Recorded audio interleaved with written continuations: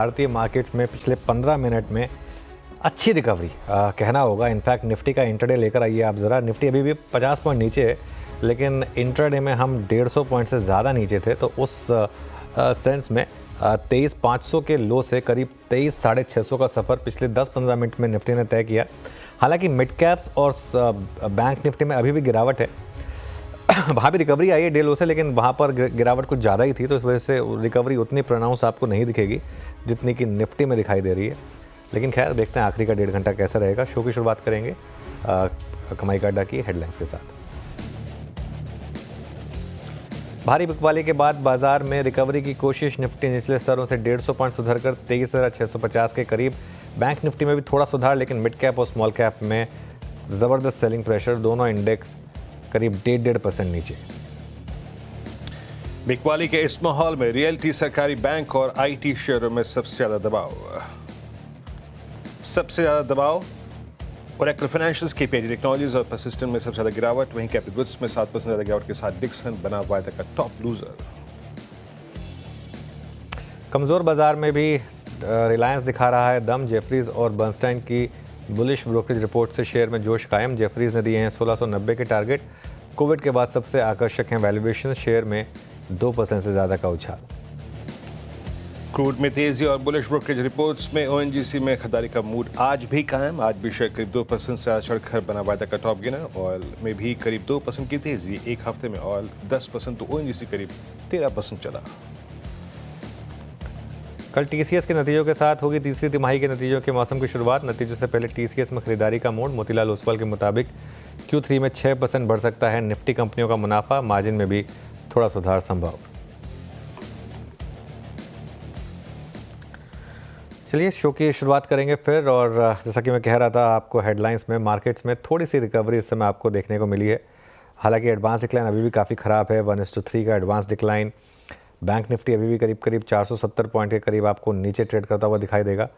और उसके अलावा आज का जो लो था वो काफ़ी सिग्निफिकेंट है, क्योंकि आज हम 23,500 तक गए। सुबह एक बार रिकवरी की कोशिश ज़रूर हुई निफ्टी पर, लेकिन वो सक्सेसफुल नहीं हुई। उसके बाद हम लोअर लेवल पर आए, लेकिन लोअर लेवल से एक अच्छा पुल बैक है। बड़ा सवाल यही है कि ये पुल बैक क्या हमको डे हाई पर ले जाएगा, क्या उससे पहले एक और सेलिंग आएगी, या क्या इस बार मार्केट थोड़ा सा शॉर्ट्स को ट्रैप करके एक इंट्राडे में रैली दिखाने के मूड में। ये सब सवालों का जवाब अगले 1.5 घंटे में खैर हम खोजने की कोशिश करेंगे। Veeru, Shreya, good afternoon. Good afternoon sir. सवाल आपने वाजिब उठाए हैं जी, बिल्कुल। लेकिन सर जिस तरीके से रिकवरी हमने देखी कुछ मिनटों में, हालांकि 1.5 घंटे का सेशन अभी बाकी है। बैंक निफ्टी में भी थोड़ी रिकवरी है और मिड कैप और स्मॉल कैप में तो दबाव बनता ही नजर आया। लेकिन सर ये हो क्या रहा है मार्केट में? एक दिन अप देखने को मिल रहा है, कल रिकवरी देखने को मिली थी, आज फिर से बिकवाली, और ये थमेगा कब ये सिलसिला? देखिए शेयर मार्केट ख़राब है काफ़ी, इसमें कोई डाउट नहीं होना चाहिए किसी को। और 50 पॉइंट ही अब हम निफ्टी पर डाउन रह गए हैं। लेकिन देखिए गिरावट भी वन वे नहीं होगी। और जैसा बीच बीच में होता रहा है मार्केट में कि शॉर्ट कवरिंग आएगी। कल भी काफ़ी ख़राब दिन था, आज भी मेरे ख्याल से आज एक समय तो लग रहा था कि बिल्कुल वैसा ही दिन होने की तैयारी हो रही है। लेकिन उसके बाद थोड़ी सी मार्केट ने रिकवरी की कोशिश की। लेकिन मिड कैप्स में अभी भी काफ़ी सेलिंग प्रेशर है। करीब 800 पॉइंट का मिड कैप इंडेक्स में आपको प्रेशर देखने को मिल रहा है। तो टेक्सचर मार्केट का ख़राब है। जहाँ पर भी रैली फेल हो रही है वहाँ पर बेचने में ट्रेड बन रहा है। फॉर एग्जांपल आज सुबह हमारी एक बार बात हो रही थी कि इंट्राडे में शायद मार्केट, अब वो थोड़ा जिस लेवल पे हमने बात की थी उससे और 100 पॉइंट नीचे जाकर आई, लेकिन कहीं ना कहीं एक लग रहा था कि शायद शॉर्ट्स प्रॉफिट बुक करेंगे और एक बार के लिए बीच बीच में रिकवरी आएगी। ये वही रिकवरी है जो बीच बीच में मार्केट आपको दे रहा है। जब तक निफ्टी 24,200 के ऊपर बनना हो और जब तक बैंक निफ्टी 51,000 के ऊपर बनना हो, तब तक मैं किसी रैली पे भरोसा नहीं करने वाला हूँ। और मेरा यही मानना होगा कि एज अ ट्रेडर आपको मौके ढूंढने हैं। जहाँ पर भी रैली फेल हो वहाँ पर बेचने के ही मौके ढूंढने होंगे आपको। मीनवाइल यूनाइटेड ब्रूअरीज पर एक न्यूज़ आ रही है, तेलंगाना को सप्लाई उन्होंने बंद कर दी क्योंकि उनको वो प्राइस नहीं मिल रहे हैं। वो स्टॉक कोलैप्स हुआ एकदम से यूनाइटेड ब्रूअरीज का। खैर एनीवे, तो हाँ ये जरूर है श्रेया कि मार्केट एक्सट्रीमली ओवरसोल्ड बीच बीच में होता रहेगा। वहाँ पे बीच बीच में इंट्राडे में रिकवरी आएगी, जैसे आपने आज भी देखी है। लेकिन इंडेक्स पर ट्रेडिंग इस समय बहुत डेंजरस है, क्योंकि अगर आपने शॉर्ट भी गलत टाइम पर कर दिया, फॉर एग्जांपल आपने 1 घंटा पहले अगर शॉर्ट कर दिया, तो तो एक बार के लिए तो मार्केट आपको जिसे कहते हैं ना राइट ऑफ कर देगा। 150 पॉइंट की इंट्राडे में रैली आ गई तो पोजिशनली अगर आप शॉर्ट हैं तो इस तरीके की रैली से आप घबराएंगे नहीं, जो बीच बीच में इंट्राडे में रैली आएगी। लेकिन टेक्सचर मार्केट का अभी भी मैं कहूँगा काफ़ी ख़राब है। लेकिन आज लग रहा है मार्केट कुछ करने के मूड में, शॉर्ट कवरिंग, और रिलायंस उसको लीड कर रहा है। अब निफ्टी एक्चुअली सिर्फ 35 पॉइंट रेड में रह गया है 23,672 पर। देखते हैं अगर रिलायंस के बदौलत और बाकी स्टॉक्स के बदौलत अगर हम कोशिश करें निफ्टी पर ग्रीन में आने के लिए। वीरू, इंडिविजुअल स्टॉक्स में किस तरीके के ट्रेंड्स देखे आपको? देखिए, आपने रिलायंस पे बात यहाँ पे अपनी ख़त्म करी तो मैं वहीं से शुरू करता हूँ। रिलायंस इस वक्त अपने 3 हाइज इंटरडे 10.27, उसके बाद लगभग 1.9 और अब यानी करीब 2:02 ये अपने इंटरडे 3 स्विंग हाइज जो है उनको काटने की तैयारी करता हुआ। अगर आप ये अमूमन जो 20 डे में जिस प्रकार का थ्रस्ट जनरेट करता है वही एक रिएक्शन है यहाँ पे अनुज, और इसका जो 50 डे है वो 1285 यानी 15 रुपए की गुंजाइश शायद ये तलाशने की कोशिश कर रहा है। हालांकि ये मेरे एनालिसिस में नहीं था ये, बट मैं देख रहा हूँ कि पिछले कुछ देर से काफ़ी अच्छी शॉर्ट कवरिंग के बाद अब फ्रेश बाइंग हो रही है। मॉर्निंग में ओआई शेड था, अब एडिशन है, that means completely short covering के एक फेज के बाद अब फ्रेश लॉन्ग। खैर, इससे बाहर निकलता हूँ, ये मेरे कोर स्टॉक्स में नहीं था। मैं टीसीएस आपकी स्क्रीन पर देखना चाहूँगा। जस्ट बिफोर नंबर्स आपकी स्क्रीन पे 1% ऊपर टीसीएस अपने नंबर से पहले बहुत ही, अगर आप देखें तो नेगेटिव ट्रेजेक्ट्री में, ओवरसोल्ड ट्रेजेक्ट्री में, चाहे आप कोई भी इंडिकेटर लगा लीजिए चार्ट पे, एक्सट्रीमली ओवरसोल्ड। और मैं डिफाइन कर सकता हूँ, मतलब मई 2023 के बाद टीसीएस कभी भी अपने जब गया है 200 डे एक्सपोनेंशियल मूविंग एवरेज के लगभग, आप समझ लीजिएगा कि 100 रुपये नीचे, हर बार ये बॉटम आउट हो गया है। चाहे वो आप जून 2023 की बात कीजिए, चाहे आप नवंबर 2023 की बात कीजिए, चाहे आप मई 2024 की बात कीजिए, या फिर अक्टूबर 2024 की बात कीजिए, तो टीसीएस जस्ट नंबर्स से पहले एक पुल बैक उसी ट्रैजेक्टरी से ले रहा है जहां से इसने लास्ट 1.5 साल में लिया है। Interesting, TCS is interesting. उसके बाद एसआरएफ केमिकल बास्केट में अपने जो मोमेंटम को कल के बाद आज भी एक्सटेंड किया और अब एक क्रिटिकल जंक्चर को पार करता हुआ, कल का इंटरडे हाई जो था ना इसका, वही है ये प्राइस। और कल का हाई क्या था? Exactly 200 day exponential moving average. और अब एसआरएफ 200 डे को पार करता हुआ 7 अक्टूबर के बाद, यानी हमारी एक निगाहें होनी चाहिए एसआरएफ पर। ओएनजीसी करी अच्छा रहा था तो उसको रिपीट करने की जरूरत नहीं है, बट ऑल इंडिया अब अपने लास्ट ड्यू एवरेज को, यानी 490.91 जहां पे 100 डे में प्लेस्ड है, इसको बिल्कुल काटने के बेहद नज़दीक खड़ा है। तो इस पर नजर रखिएगा। 3 स्टॉक्स में मार्क करना चाहूँगा, तो यहाँ पर एक अच्छी गुंजाइश ऊपर की तरफ नज़र आ रही है। बट अनुज, अब आते हैं कुछ कोर स्टॉक से बात करते हैं। टीसीएस, जो कि इस, जैसे कि मैं प्लेसमेंट के बारे में बात ही कर रहा था, नंबर्स की जिस प्रकार की expectation letter in the program हम बात करेंगे, बट आईटी की placement prior to this numbers, मतलब आप ये समझिए कि हाई से निफ्टी आईटी 3,000 पॉइंट नीचे है। लग कैसे रही है निफ्टी आईटी की प्लेसमेंट? वीरू, एक चीज़ मैं बताऊं आपको, निफ्टी आईटी की प्लेसमेंट तो अपनी जगह, टीसीएस की प्लेसमेंट बहुत बेरिश है। टीसीएस को अगर आप देखें तो उसने निफ्टी आईटी को बड़ी तरीके से अंडर परफॉर्म किया है, और निफ्टी आईटी में जब भी डिक्लाइन आती है उसमें सबसे पहले टीसीएस ही उसको लीड करता है। मैं और कुछ नहीं, आप टीसीएस का और निफ्टी आईटी का एक कंपैरेटिव चार्ट देख लेते हैं। लेट्स ब्रिंग 3 महीने का चार्ट, दोनों का स्टॉक्स, दोनों का, टीसीएस का और निफ्टी आईटी का। ये निफ्टी आईटी है 3 महीने में करीब 2.5% ऊपर है, टीसीएस 4% नीचे है इसी फेज़ में, करीब 6% की अंडर परफॉर्मेंस है। तो कुछ हद तक मार्केट एक अजम्पशन लेके चल रहा है कि टीसीएस के नंबर्स ख़राब होंगे। अगर नहीं हुए ख़राब तो, या कुछ अच्छा बोल दिया तो, वैसे ये क्वार्टर सीजनली वीक होता है, अक्टूबर टू दिसंबर का क्वार्टर जो है, और हम क्वार्टर ऑन क्वार्टर कंपेयर करते हैं तो इसके लिए ये बात मार्केट को पता होती है। लेकिन जो भी है, आई थिंक यहाँ पर एक मेरा हमेशा व्यू रहा है कि आप किसी भी आईटी अर्निंग्स को प्रीएम्प्ट मत करके जाएं। मैक्सिमम क्या होगा, कल टीसीएस का नंबर्स आएंगे, मार्केट आज के बाद आएंगे, परसों स्टॉक रिएक्ट करेगा, गैप अप देगा या गैप डाउन देगा, ट्रेड उसके बाद बनेगी बड़ी, उसके बाद आपको बड़ी ट्रेड मिलेगी। सेम इन्फोसिस के केस में भी होगा। तो इसके लिए प्रीएम्प्ट करने की कोई ज़रूरत नहीं। वैसे प्रीएम्प्ट करने में ना ऑप्शन इतने महंगे होते हैं, वो तो आप कर ही नहीं पाएंगे कभी भी। तो इसके लिए थोड़ा सा मैं कहूँगा कि थोड़ा सा केयरफुली रहें, तो बेटर रहेगा। चलिए काम करते हैं, अब कुछ वीरू स्टॉक स्पेसिफिक बात करते हैं। अच्छा, ट्रेंडिंग स्टॉक्स पर जाने से पहले 2 स्टॉक्स को मैं रेफ़र करना चाह रहा था। पहला था स्पंदना स्फूर्ति। आज फिर ये स्टॉक बाय द वे अब सर्किट की तरफ बढ़ता हुआ, कल इसने 20% का सर्किट जड़ा था, आपको याद होगा। आज भी करीब करीब 18% ऊपर इस समय आपको स्टॉक दिखाई देगा और 19% हो गया। तो मतलब 2 दिन में अब करीब करीब 40% से ज़्यादा के मूव, एक्चुअली 20 और 20 40 से ज़्यादा हो जाता है, क्योंकि सर्किट के ऊपर अगर आप दूसरा सर्किट लगाते हैं तो।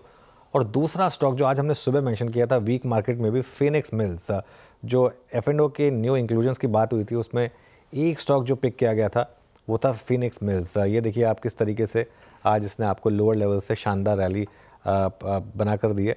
ध्यान रखिए इसमें फ्लोट वगैरह नहीं है, तो थोड़ा सा ये स्टॉक काफ़ी लोग अब होप कर रहे हैं कि F&O में आया तो थोड़ा ट्रेडिंग का मौका मिले, तो 3% करीब ऊपर है। लेकिन बाकी के स्टॉक्स ट्रेंडिंग शेयर्स में श्रेया के साथ। श्रेया बताइए। जी सर, बाजार के हालात आज भी खस्ता है और कल भी खस्ता ही थी, इनफैक्ट वो मेरे स्लिप ऑफ टंग हो गया था। लेकिन शुरुआत करते हैं तेज़ी के ट्रेंडिंग स्टॉक से, क्योंकि थोड़ी सी निफ्टी नहीं सही लेकिन रिकवरी आज दिखाने की कोशिश की है। ONGC देखिए अभी टॉप गेनर्स में शामिल, कल भी टॉप गेनर्स में शामिल था, 3% से ज़्यादा की तेज़ी यहाँ पे देखने को मिल रही है। रिलायंस आज अच्छा परफॉर्म कर रहा है, 2 ब्रोकरेज रिपोर्ट्स काफ़ी बुलिश और यहाँ पर 2.5% की तेज़ी इसमें देखी जा रही है। ITC में भी आज खरीदारी 1.5% की तेज़ी यहाँ पे देखने को मिली। एशियन पेंट्स में आज खरीदारी थोड़ी और 0.25% की तेज़ी यहाँ पे आपको देखने को मिल रही है। कुछ और काउंटर्स देखिए, ऑयल इंडिया इस सेक्टर में आज थोड़ी खरीदारी होते हुए दिखी है और उसका ही एक काउंटर 3.5% ज़्यादा अप। L&T फाइनेंस में भी लोगों ने खरीदारी की है 3.25% के करीब और बर्जन पेंट्स भी आज के सत्र में उछल गया है 2.5% से ज़्यादा। SRF भी आज के सत्र में तेज़ और 2.5% की तेज़ी यहाँ पे देखने को मिली। लेकिन जैसे गिरते बाजार में कुछ काउंटर्स जो और ड्रैग कर रहे हैं, अपोलो हॉस्पिटल्स में से एक 3.5% से ज़्यादा टूट गया है। श्रीराम फाइनेंस भी गिरकर कामकाज कर रहा है 2.5% से ज़्यादा। ट्रेंड में देखिए आप यहाँ पे बिकवाली हावी होती हुई नज़र आ रही है 3.5% के करीब और BEL से भी नहीं हो पाया, 0.25% की गिरावट इसमें भी देखने को मिल रही है फिलहाल। लेकिन कुछ और काउंटर्स जो और ड्रैग करते नजर आए मिड कैप से, देखिए पेटीएम टूट गया है बहुत ज़्यादा, 7% से ज़्यादा की गिरावट यहाँ पे हावी होती है। डिक्सन टेक पर तगड़ा डेंट 0.8%, PV फिनटेक पे बिकवाली हावी 0.5% करीब और गोदरेज प्रॉपर्टीज़ भी टूट के कामकाज करता हुआ 4.5% से ज़्यादा यहाँ पे देखने को मिल रहा है। ओके, चलिए अब हमारे साथ पैनल जो जुड़ने वाला है उसकी बात करते हैं। जियोजित फाइनेंशियल के गौरांग शाह फंडामेंटल्स पर, टेक्निकल्स के लिए हमारे साथ गावत सर, मानस जायसवाल, राजेश सतपुते, चंदन तापड़िया, कविता जैन और विकास सालुंके जुड़ेंगे। 2.15 पर रिलायंस पर ब्रोकरेजेस क्यों बुलिश हैं ये जानेंगे श्रेया से। 2.20 पर मिताली से जानेंगे आज EMS शेयरों में इतनी तेज़ गिरावट क्यों है। 2.25 पर लक्ष्मण जी से जानेंगे MFIs के लिए क्या है बड़े ट्रिगर। 2.30 पर विनी से डॉक्टर रेड्डीज़ पर ब्रोकरेज व्यूज़, आज का टॉप गेनर्स में से एक। उसके बाद कंचन से जानेंगे कि ओला को सेबी की फटकार क्यों लगी। यतिन से जानेंगे Q3 पर मोतीलाल ओसवाल का क्या है नज़रिया। आशीष से जानेंगे TCS और टाटा एलेक्सी के Q3 नतीजे। उसके बाद बाजार पर चर्चा करने के लिए क्वेस्ट इन्वेस्टमेंट एडवाइजर्स के CIO अनिरुद्ध सरकार जुड़ेंगे। 3 बजे बड़े बॉय को फिर जोड़ेंगे, यदि इनसे डीलिंग रूम चेक लेंगे। उसके बाद कल के लिए स्ट्रैटेजी और फिर BTST और STBT कॉल्स। बिल्कुल, तो वो वीरू एक याद है आपको, एक ऐड आता था कि पूरे घर के बदल डालूंगा, वो लक्ष्मण सिलवानिया का था। आज पूरी टीम को बोला है कि एक लिंक सबको करना है, तो आज सब एक लिंक लेकर आए हैं देखिए। और मतलब है ना, हाँ, आज बस प्रॉब्लम ऑफ प्लेंटी है आज पूरा शो में। वैसे ही मार्केट में बहुत ज़्यादा ट्रेड्स ढूंढना भी थोड़ा मुश्किल है इस मार्केट में, लेकिन उसके लिए हमारा पैनल तैयार है, उनसे पूछते हैं। गुड आफ्टरनून गाबा सर, बताइए क्या होगी आपकी ट्रेड। डिफिकल्ट है बट आई थिंक मैं लॉन्ग जाऊंगा। स्टॉक का नाम है SRF। यहाँ पर तेजी है, बिल्कुल ऐसी जगह पर है यहाँ मेक और ब्रेक्स हो, लेकिन लगता है मेक हो जाएगा। ट्रेड करा है 2361 पर, स्टॉप होगा 2340, करीब 40 रुपीज का। नियर टर्म टारगेट 2400, थोड़ा और भी जोन देखने को मिल सकते हैं 2420। SRF जिसका जिक्र मैं अभी कर ही रहा था अपने आई थिंक कमेंट्स में, प्रकाश का बसर की कॉल है SRF at 2357 at 2357 above 200-day exponential moving average. Manas, good afternoon, आपका ट्रेड क्या है? Good afternoon Virendra ji. तो देखिए बजट पेंट्स पे खरीदारी करने की राय रहेगी। अगर आप डेली चार्ट पे जाएंगे तो वहां पर कंफर्मेशन मिला है हायर टॉप्स हायर बॉटम्स का। स्टॉक अपने 20-day मूविंग एवरेज के ऊपर निकला है। मेरे ख्याल से यहाँ पर एक मीनिंगफुल बाउंस बैक आप देखने को मिल सकता है। तो 452 के स्टॉप लॉस से खरीदारी करनी है और 480 480 रुपए तक के टारगेट्स पॉसिबल है। ये कैश लेवल्स है। अगर चाहें तो 460 वाला कॉल ऑप्शन भी ले सकते हैं। 13.50 रुपए के आसपास ये ऑप्शन ट्रेड हो रहा है। इसमें आपको 9 रुपए के स्टॉप लॉस से खरीदारी करनी है और 24 रुपए के टारगेट सेट करना है। ठीक है, बर्जर पेंट्स एक बाई साइड की ट्रेड मानस जी की तरफ से आती हुई। राजेश सातपुते जी, गुड आफ्टरनून, आप क्या पिक कर रहे हैं? Good afternoon Shreya ma'am and good afternoon everyone. देखिए, मेरी नज़र है भारतीय एयरटेल पे। मुझे लगता है कि यहाँ पे एक अच्छा ट्रैक्शन बना हुआ है। ये जो मोमेंटम है, स्पेशली अर्ली चार्ट, तो ये मोमेंटम कंटिन्यू होगा। मेरे हिसाब से 1600 के ऊपर एक शॉर्ट कवरिंग रैली मिलेगी, करीबन 1635 1640 ये इसका स्विंग का टारगेट बनेगा। तो भारतीय बाय करे, स्टॉप लॉस जो मेंटेन करना रहेगा वो रहेगा 1588 का। ओके, चलिए कविता जी के पास चलते हैं। Kavita ji, good afternoon. कविता जी, आपकी trade? Very good afternoon Anuj ji, good afternoon everyone. Well, defensive से Colgate Palmolive is looking good. यहाँ पर मूव एक्सटेंड होते हुए देखने चाहिए। On 60 minute chart relative strength बताता है कि और एक्सटेंशन होना चाहिए। यहाँ से 2795 के लेवल पर है। 2850 के प्राइस टारगेट के लिए कोलगेट पामोलिव पर आप ट्रेड ले सकते हैं। स्टॉप लॉस मेंटेन करना चाहिए 2765 का। ये कोलगेट आपकी कॉल है 2794 पे, और कोलगेट 1.5% ऊपर। कोलगेट क्या कर रहा है? यस, कोलगेट आज बहुत दिनों के बाद थोड़ा सा कन्विक्शन लेके ट्रेड करता हुआ। हाल विकास जी के पास चलते हैं। विकास जी, गुड आफ्टरनून, आपका ट्रेड इस वक्त का? गुड आफ्टरनून वीरेंद्र जी। देखो, मेरा ट्रेड बाय साइड में रहेगा। ये है जस्ट डायल में जिस हिसाब से लास्ट 2 ट्रेडिंग सेशन में जो मोमेंटम देखने मिला था, प्लस वहाँ पे जो वॉल्यूम ब्रेकआउट भी डेली चार्ट में देखने मिला है, तो मुझे लगता है एक अच्छा पॉजिटिव साइड मोमेंटम कैरी करते हुए देखने मिलेगा। 250 डीएमए के ऊपर लास्ट 2 ट्रेडिंग सेशन को पॉजिटिवली क्लोजिंग देखने मिल रहा है। वीकली चार्ट पे जो डाउनवर्ड ट्रेंड लाइन है, वहाँ पे एक फ्रेश ब्रेकआउट 1070 के ऊपर का देखने मिल रहा है। तो मुझे लगता है कि यहाँ से एक अच्छा खासा में देखने मिल सकता है। ऊपर में जो टारगेट निकल के आ रहे हो 1170 के आसपास के टारगेट इस काउंटर में आते हुए देखने मिल सकते हैं। नीचे में 1040 के आसपास का इंपॉर्टेंट सपोर्ट यहाँ पे देखने मिल सकता है। आज के इंट्राडे में भी उसने इसी रेंज के आसपास जाके वापस पुल बैक रैली देखने मिली थी कल के सेशन में। तो 1040 के स्टॉप लॉस से जस्ट डायल को यहाँ पे बाय करना है। 1170 के आसपास के टारगेट मुझे लगता है यहाँ से 1 से 2 ट्रेडिंग सेशन में आते हुए देखने मिल सकते हैं। 1170 का टारगेट जस्ट डायल में बाई साइड की ट्रेड। गौरांग जी, गुड आफ्टरनून, और मैं आपसे अच्छी हिंदी में बात करना चाहूँगी। आपने क्या आपकी चयन क्या है आज? वैसे एक और बात मैं कहना चाहूँगी कि सर, पापा मेरे बहुत बड़े फ़ैन हैं आपके, क्योंकि जिस तरीके से आप हिंदी के शब्दों का उपयोग करते हो और जिस तरीके से अपने बातों को आप पिरोते हैं, उनको बहुत अच्छा लगता है। बहुत बहुत धन्यवाद आपका। सभी को प्रणाम और शुभ दिन हमारे तरफ से, और आपके पिताजी को हमारे तरफ से सादर प्रणाम कहिएगा, और उनकी सेहत अच्छी रहे, वही प्रार्थना होगी परमात्मा से। जो क्षेत्र और जिस शेयर का हमने चयन किया है, आपका चैनल उसी से जुड़ा हुआ है। मैं बात कर रहा हूँ रिलायंस इंडस्ट्रीज की। काफी अच्छी गिरावट हमने रिलायंस इंडस्ट्रीज में आते हुए देखी है, और कहीं ना कहीं हमें लग रहा है कि 1200 के आसपास का जो स्तर है, वहां से नीचे की तरफ के दायरे काफी सीमित लगते हैं हमें। जिस स्तर पर कामकाज कर रहा है 1265-70 के आसपास, रिस्क रिवॉर्ड फेवरेबल लग रहा है।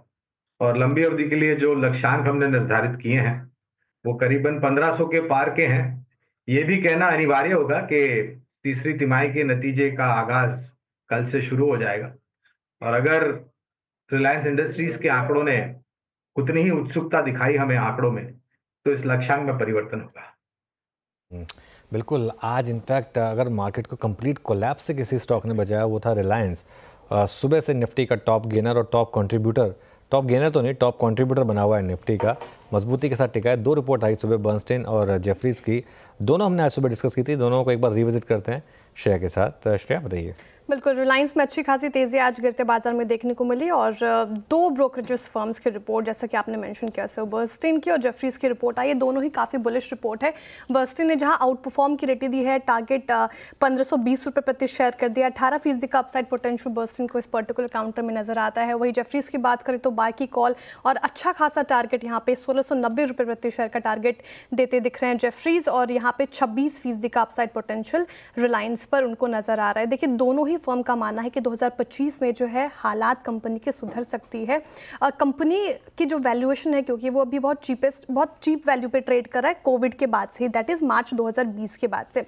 और जेफरीज का मानना है कि फाइनेंशियल ईयर 2025 में जो चैलेंजेस हमने देखे, चाहे वो लोअर अर्निंग्स ग्रोथ हो, रिटेल के लिए मीडियम टर्म ग्रोथ आउटलुक पर चिंताओं को लेकर निफ्टी के कंपैरिजन में 15% अंडर परफॉर्म किया है रिलायंस ने, लेकिन अब जो है रिटेल में मीडियम टर्म ग्रोथ वापस आ सकती है, उसका एक फ़ायदा होता हुआ दिखेगा। साथ ही फाइनेंशियल 2026 तक जियो की जो लिस्टिंग हो जाएगी उससे हालात सुधरते नजर आएंगे। साथ ही एबिटा की बात करें तो वहाँ पर भी ग्रोथ संभव दिख रही है और यहाँ पे 14% की ग्रोथ फर्म को नज़र आ रही है। वही बर्स्टिन का मानना है कि अर्निंग्स ग्रोथ ठीक रहेगी।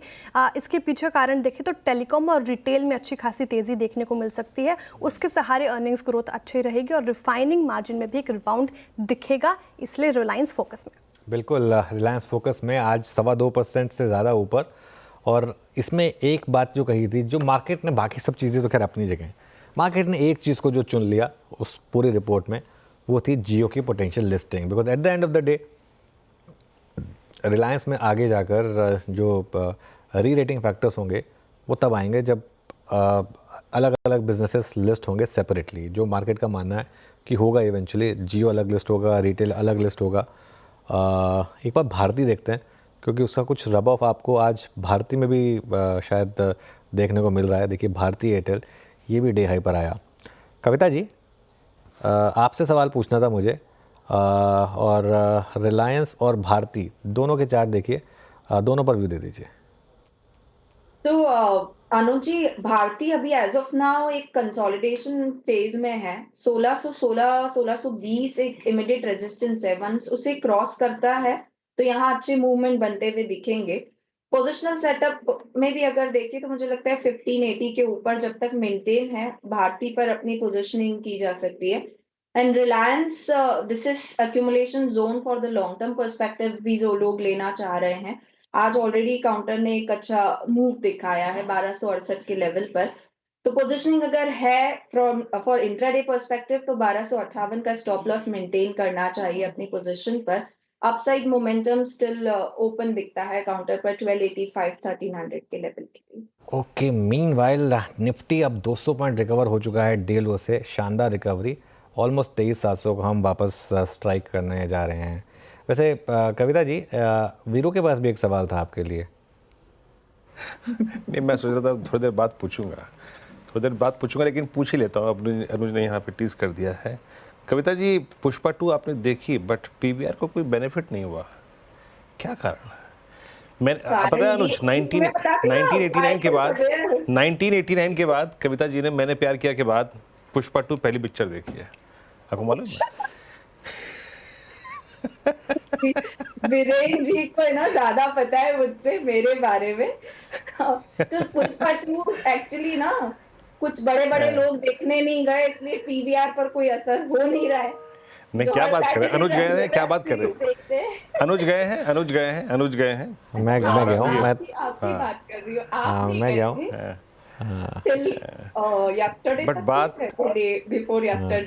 बट वीरू, वो जो बात आपने कही 1989 में मैंने प्यार किया कि, तो I think I don't know about, देखिए पता नहीं मुझे, वैसे आपने मतलब अपने मन से बोला या वाकई में आपको पता था कि कविता जी ने वो पिक्चर देखी थी 1989 में? लेकिन आपको याद है आपकी पहली फिल्म कौन सी देखी थी आपने हॉल में?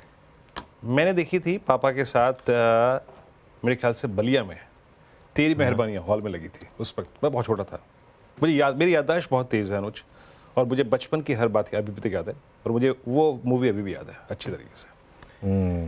तेरी मेहरबानियाँ, मैं बताऊँ, जैकी श्रॉफ। हाँ, जैकी श्रॉफ, वो जो मेरे ख्याल से एक था ना कि डॉग्स के जो वो पेट के ऊपर बनी थी वो पिक्चर, वो उससे मुझे ना वो बार बार, आई डोंट नो आपने अगर पिक्चर देखी हो गोविंदा की हसीना मान जाएगी, उसमें वो सतीश कौशिक और गोविंदा का, वो बहुत शानदार फिल्म थी। सतीश कौशिक को गोविंदा एक बार ले जाते हैं एक उसमें कॉफ़ी शॉप में, तो कॉफ़ी पिलाते हैं और कहते हैं कि सर मुझे समझ में नहीं आ रहा, ये अंग्रेज़ी टाइप की शॉप में आके आप मुझे इतना स्वागत क्यों कर रहे हैं? तो गोविंदा कहते हैं कि नहीं, कल मैंने तेरी मेहरबानियाँ देखी, तो उसमें आपका काम देखकर मुझे उस कुत्ते का काम याद आ गया। तो वो कहते हैं वो कुत्ते ने अवार्ड विनिंग काम किया था वो वाकई में। खैर वैसे वीरू, मैंने आपसे 1 साल पहले 1984 में देखी थी सोनी महिवाल, वो पिक्चर देखी थी। खैर एनीवे, पीवीआर चलता क्यों नहीं है, ये बड़ा सवाल है गौरांग जी। मतलब ऐसे environment, bye the way Nifty green में आया, ध्यान रखिएगा थोड़ा सा इस हंसी मजाक के बीच में, निफ्टी ग्रीन में आया। एक बार निफ्टी दिखा दीजिए पहले ज़रा, पहली बार दिन में सुबह के बाद ग्रीन के दर्शन हो रहे हैं, तो देख लीजिए एक बार इससे पहले कि वापस रेड में आए, लेकिन अभी के लिए तो निफ्टी ग्रीन में है। गौरांग जी, सवाल ये मेरा कि पीवीआर चलता क्यों नहीं है आखिरकार? गौरांग जी अनम्यूट करिए। समझ आता हूँ। आप अभी चर्चा कर रहे थे हिंदी चित्रपट की, तो हिंदी चित्रपट शराबी पिक्चर से एक गाना है, इंतहा हो गई इंतजार की, आई ना कुछ खबर मेरे यार की। यही कुछ हाल पीवीआर का ही है। काफी सारे हॉलीवुड बॉलीवुड के रिलीजेस हुए, काफी कुछ अच्छी फिल्में भी आई, फुटफॉल भी अच्छे हुए, लेकिन दिक्कत यह है कि ये स्टॉक चलने का नाम नहीं ले रहा है ऊपर की तरफ। नीचे की तरफ उल्टा दायरा काफी बेहतरीन तरीके से ये जा रहा है नीचे। डिस्क्लोजर देना अनिवार्य होगा। हमारी खरीदारी की राय बरकरार है। अगर तीसरी तिमाही के नतीजे भी मायूसीजनक आए तो हमें रिव्यू करना पड़ेगा हमारी जो कवरेज है खरीदारी की, और फिर देखेंगे कि क्या कवरेज रखना है, खरीदारी करके बने रहना है या फिर बिकवाली करना है। मगर ये अंडर परफॉर्मेंस कुछ हद तक ज्यादा बढ़ रहा है पीवीआर का। ओके, इस बीच मैं ठीक है, मैंने ये डिस्कशन पीवीआर पे हुआ, थोड़ा हंसी मजाक भी हो गया, बाकी कविता जी से एक प्रश्न जो था वो भी कर दिया हमने, लेकिन आप लेके आइए अब स्क्रीन पे इस वक्त ओएनजीसी। कल से सीएनबीसी आवाज़ के मंच पे आप इस ट्रेड को ले भी रखे होंगे, बात भी करी हमने सुबह सुबह कल, आज ही बात की।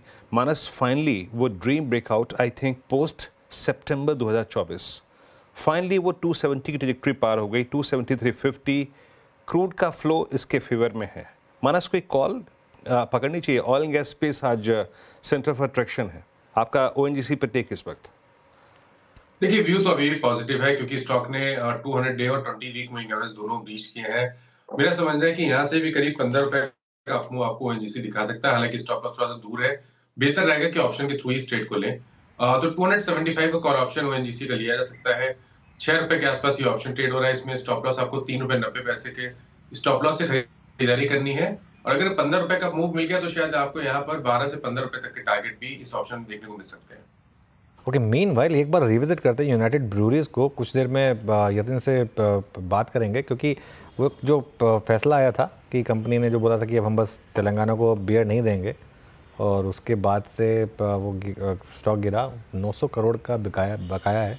अब क्या वो 900 करोड़ नहीं मिलेगा उन्हें, ये थोड़ा सा मार्केट को रिस्क हो शायद, लेकिन एनीवे इस पर कुछ देर में बात करेंगे। लेकिन कुछ और स्टॉक्स को एड्रेस करते हैं। कुछ दिनों से माइक्रो फाइनेंस शेयरों में अच्छी तेज़ी आई है।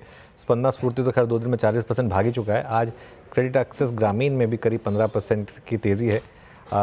लक्ष्मण जी के पास चलते हैं, उन्होंने एक न्यूज़ पिक की है कि आखिर इस स्पेस में क्या हो रहा है। लक्ष्मण जी, गुड आफ्टरनून, बताइए। जी गुड आफ्टरनून। दरअसल माइक्रो फाइनेंस के सेक्टर में एक बड़ी डेवलपमेंट ये है कि आज अब से कुछ ही देर बाद डिपार्टमेंट ऑफ फाइनेंशियल सर्विसेज, जो कि वित्त मंत्रालय का एक विभाग है, उनके सचिव सारे माइक्रो फाइनेंस इंस्टीट्यूशन के प्रतिनिधियों के साथ मुलाकात करने वाले हैं। और इस मुलाकात में एमएफआई के जो भी नेटवर्क हैं, एसोसिएशंस हैं, उनके प्रतिनिधि होंगे, और कुछ प्रमुख एमएफआईज के प्रतिनिधि भी यहाँ पे आने वाले हैं। और इस मुलाकात का मुख्य मकसद ये है कि पिछले कुछ दिनों से जो माइक्रो फाइनेंस में जो स्ट्रेस देखने को मिला है, पिछले कुछ दिनों से बैंक एनबीएफसी की तरफ से इनको लेंडिंग की शर्तें जो कठोर की गई हैं, इन सबको कैसे दूर किया जाए, इनके दूसरे रास्ते क्या हो सकते हैं, बैड लोन की संख्या बढ़ी है उसको कैसे रोका जा सके, और साथ ही साथ इस सेगमेंट को कैसे बढ़ावा दिया जाए ताकि ग्राउंड लेवल पे ग्रामीण क्षेत्रों में, छोटे शहरों में जो लेंडिंग की प्रक्रिया है, जो कंजम्पशन ग्रोथ है, उसको बढ़ाना है। तो इन सारे मुद्दों पे यहाँ पे चर्चा होगी। और सूत्र बता रहे हैं कि यहाँ पे एमएफआई की तरफ से ये मुद्दा उठाया जाए कि जिस तरीके से रेगुलेशन किया जा रहा है वैसे में काफी मुश्किल हो गया फंड जुटाना। दूसरा, एमएफआई को जिस तरीके से पेंट किया जा रहा है बैड लोन की वजह से या फिर कंप्लायंस फॉलो नहीं करने जैसे मामले उठ रहे हैं, वो ऐसा मामला है नहीं। एक पारदर्शी व्यवस्था हो तो ज्यादा बेहतर हो पाएंगे। तो इन सारे बैठकों के बाद मुझे लगता है आने वाले दिनों में सरकार की तरफ से, रिजर्व बैंक की तरफ से कुछ न कुछ दखलंदाजी होगी कि इस सेगमेंट को कैसे बेहतर किया जा सके। चलिए लक्ष्मण जी, बहुत बहुत शुक्रिया। तो ये समय एक बड़ी खबर माइक्रो फाइनेंस इंडस्ट्री पर आती हुई। लेकिन एक बार वापस जाते हैं इस समय के सबसे बड़े मूवर पर, यूनाइटेड ब्रूरीज, जो इस समय डे लो पर आ गया है और कुछ देर पहले इन्होंने एक्सचेंज को इन्फॉर्मेशन दी है। उसको थोड़ा और डिटेल में समझते हैं कि ये तेलंगाना वाला मामला आखिरकार कितना बड़ा हो सकता है। यतिन, गुड आफ्टरनून, बताइए। Good afternoon. तो यूनाइटेड ब्रूवरीज ने स्टॉक एक्सचेंजेस को एक इंफॉर्मेशन दी, उसके तहत जो तेलंगाना की जो सरकारी इकाई है तेलंगाना ब्रूवरीज कॉरपोरेशन, इनको तत्काल इफेक्ट से सप्लाई रोकने के लिए कंपनी ने एक डिसीजन लिया है। ऑब्वियसली इसके दो बड़े कारण हैं। साल 2020 से लेके आज तक किसी प्रकार की बियर पे प्राइस हाइक जो है तेलंगाना सरकार ने उस पर नहीं ली है और ना ही जो है बियर कंपनीज दाम बढ़ा पा रही हैं। हाई वॉल्यूम मार्केट है, इसीलिए शायद टर्नओवर के बेसिस पे एक लुक्रेटिव प्रोपोजिशन होता है, लेकिन प्राइस हाइक नहीं हुई। और दूसरा सबसे बड़ा कारण है कि जो तेलंगाना की बेवरेज कॉरपोरेशन है, इन्होंने बकाया भी कंपनी को नहीं दिया है और 6 महीने से ज़्यादा ओवरड्यू आपको होता हुआ नज़र पड़ रहा है। अगर हम 2 क्वार्टर पहले की यूनाइटेड ब्रूवरीज की तेलंगाना को लेकर कमेंट्री देखें तो उन्होंने एक बड़ा स्टेटमेंट दिया था। स्टेटमेंट ये था कि पूरी जो लिकर इंडस्ट्री है, जहां स्पिरिट्स और बियर दोनों ही शामिल हैं, लगभग 5,000 करोड़ रुपए का बकाया है तेलंगाना बेवरेज कॉरपोरेशन से, और उसके अंदर यूबीएल का जो बकाया है वो लगभग 900 करोड़ का है।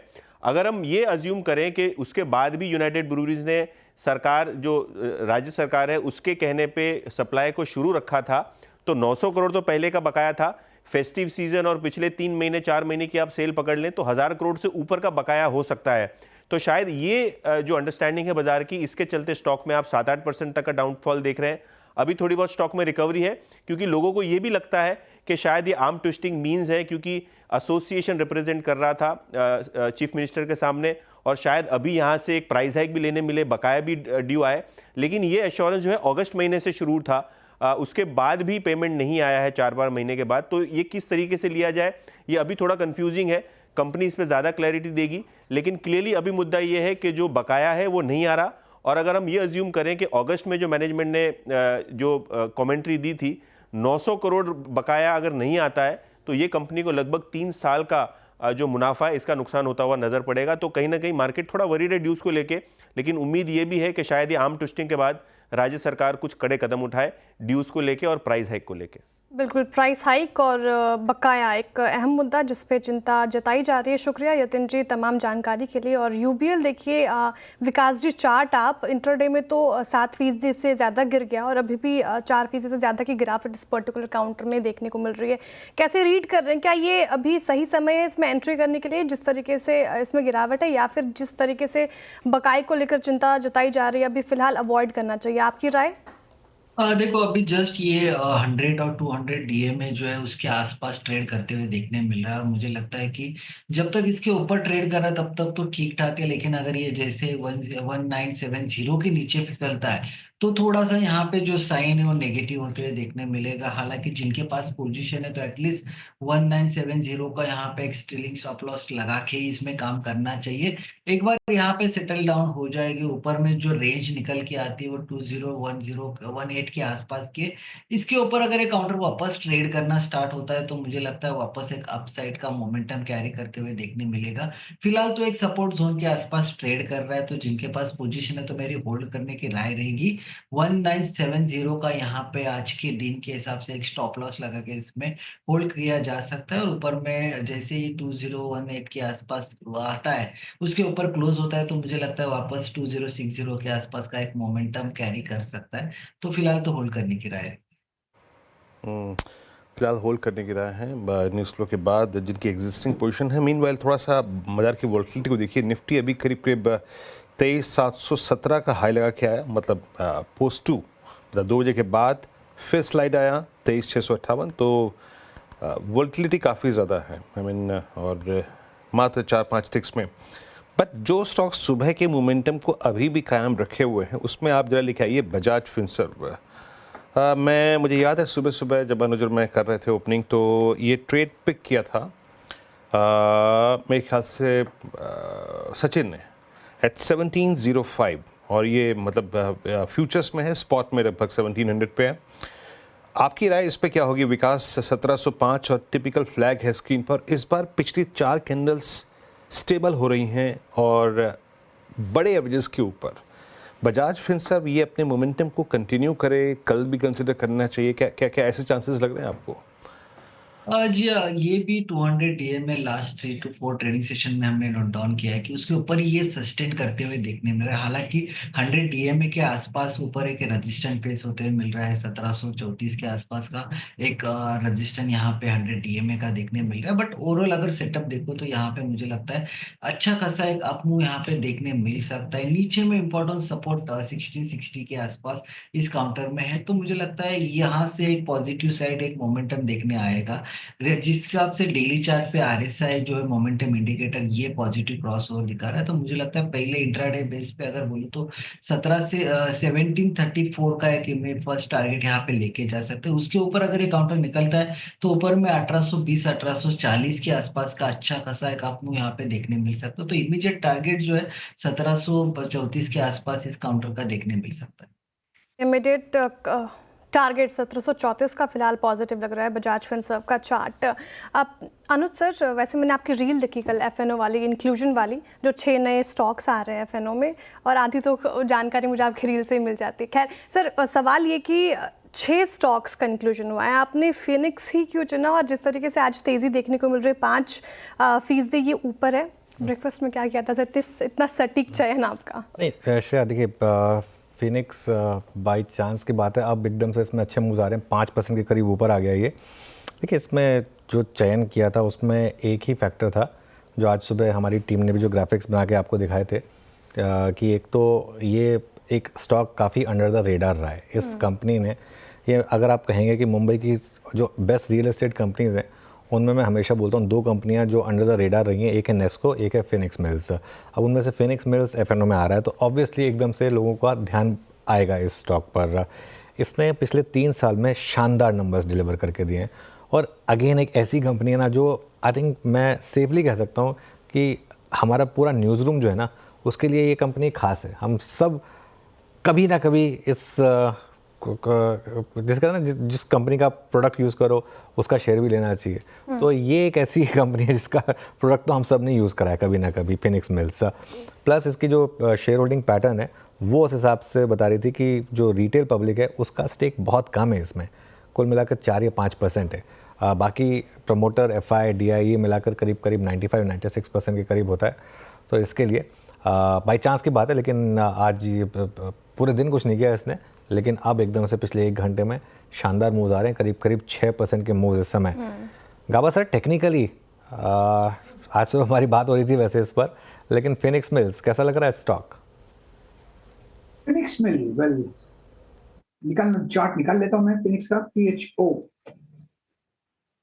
मिल्स करके मिलेगा या पीएचओ में मिल रहा है। आई थिंक चार्ट बढ़िया है यार, आपने प्रीएम्प्ट किया और जो बार बना हुआ है बहुत ही बढ़िया बार बना है। ट्रेड करा है 1666 पर, रिसेंट हाई हमने देखा करीब 1875 का। मुझे लगता है वो पार कर लेगा। जो वीकली बार बना हुआ है वो बढ़िया बना है, अगर यहाँ पर भी अगर क्लोज मिल जाता है फ्राइडे तक तो मुझे लगता है 1875 1900 तक जाना चाहिए। तो ये बाइंग की अपॉर्चुनिटी है, स्टॉप लगाना चाहिए 1575 का फिनिक्स मिल।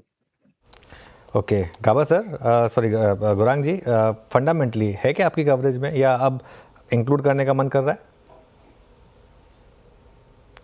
ओके, गौरांग जी से खैर कनेक्ट हम कर नहीं पा रहे हैं, लेकिन वीरू कुछ टाइम में आपके पास भी अवेलेबल होगा ये स्टॉक आपकी टीम में इंक्लूड करने के लिए, आई थिंक 1 फरवरी से। लेकिन शानदार मूव है इसमें आज एक्चुअली। मैं अभी पिछले आधे घंटे में देखा मैंने, एक के बाद एक खटाखट अच्छे मूव्स आ रहे हैं।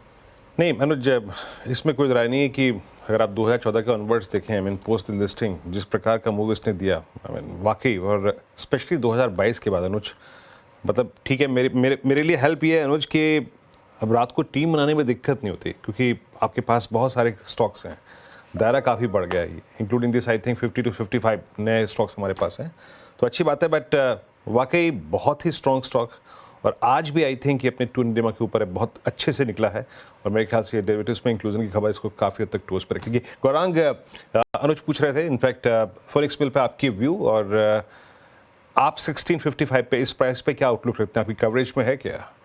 क्षमा चाहता हूँ, वो थोड़ा कनेक्शन को लेकर के दिक्कत आ रही थी, इसलिए मैंने मेरा कैमरा और ऑडियो ऑफ कर दिया था। वीरेंद्र, हमारे लक्ष्यांक आ चुके थे फिनिक्स मिल पर, और लक्ष्यांक आने के पश्चात हमने मुनाफा वसूली की राय दी है। जी ठीक है, अब आगे बढ़ते हैं। और आज ईएमएस शेयरों में तेज़ गिरावट है। दरअसल ईएमएस बाजार में एक बहुत बड़ा खिलाड़ी उतरने को तैयार है, और क्या है डिटेल ये समझाने के लिए मिताली हमारे साथ जुड़ी हुई है। मिताली बताइए। बिल्कुल, टाटा इलेक्ट्रॉनिक को सीसीआई से अप्रूवल मिल गया है, जिसके तहत अब वो पैगाट्रॉन इंडिया में एक बड़ी हिस्सेदारी ले पाएंगे। साथ ही टाटा इलेक्ट्रॉनिक्स अब पैगाट्रॉन इंडिया में अपने कंपोनेंट बिजनेस भी ट्रांसफ़र कर पाएगी।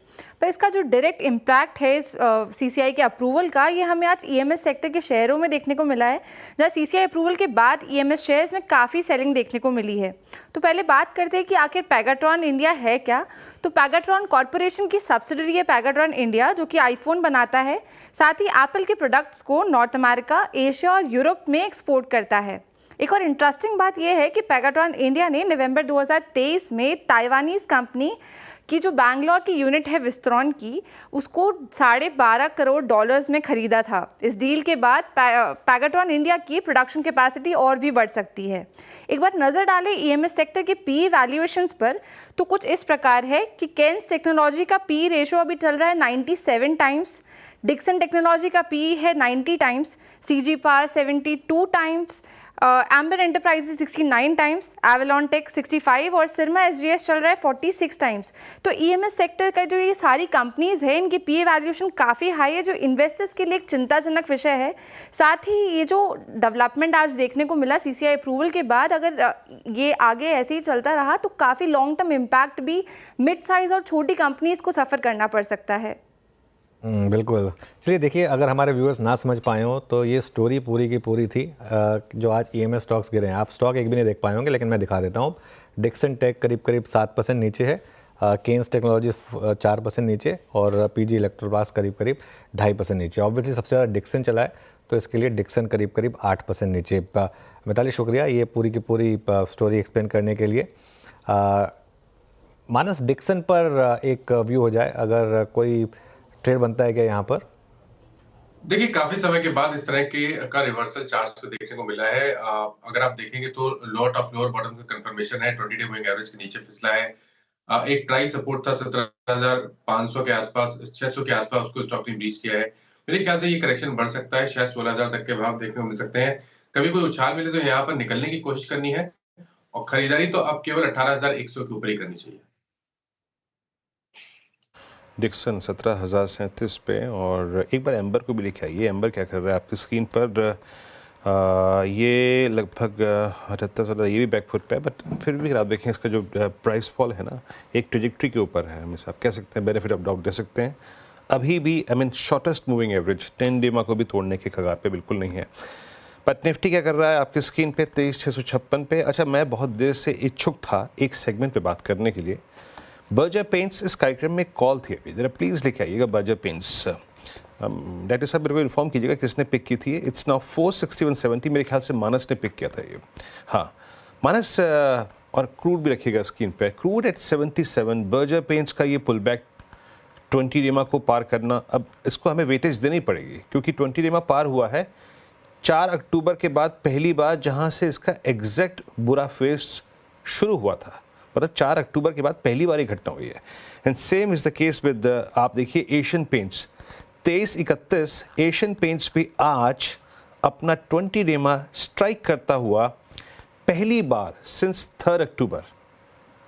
तो 77 के क्रूड पर इन दोनों स्टॉक्स का ये पुल बैक आप कैसे रीड कर रहे हैं इसको? और अगर ये दोनों में से एक पिक करना हो, आपने पिक कर लिया बर्जर, बट एशियन पेंट्स पे आपका टेक किया, और ये कहाँ तक चल सकता है शॉर्ट कवरिंग स्विंग?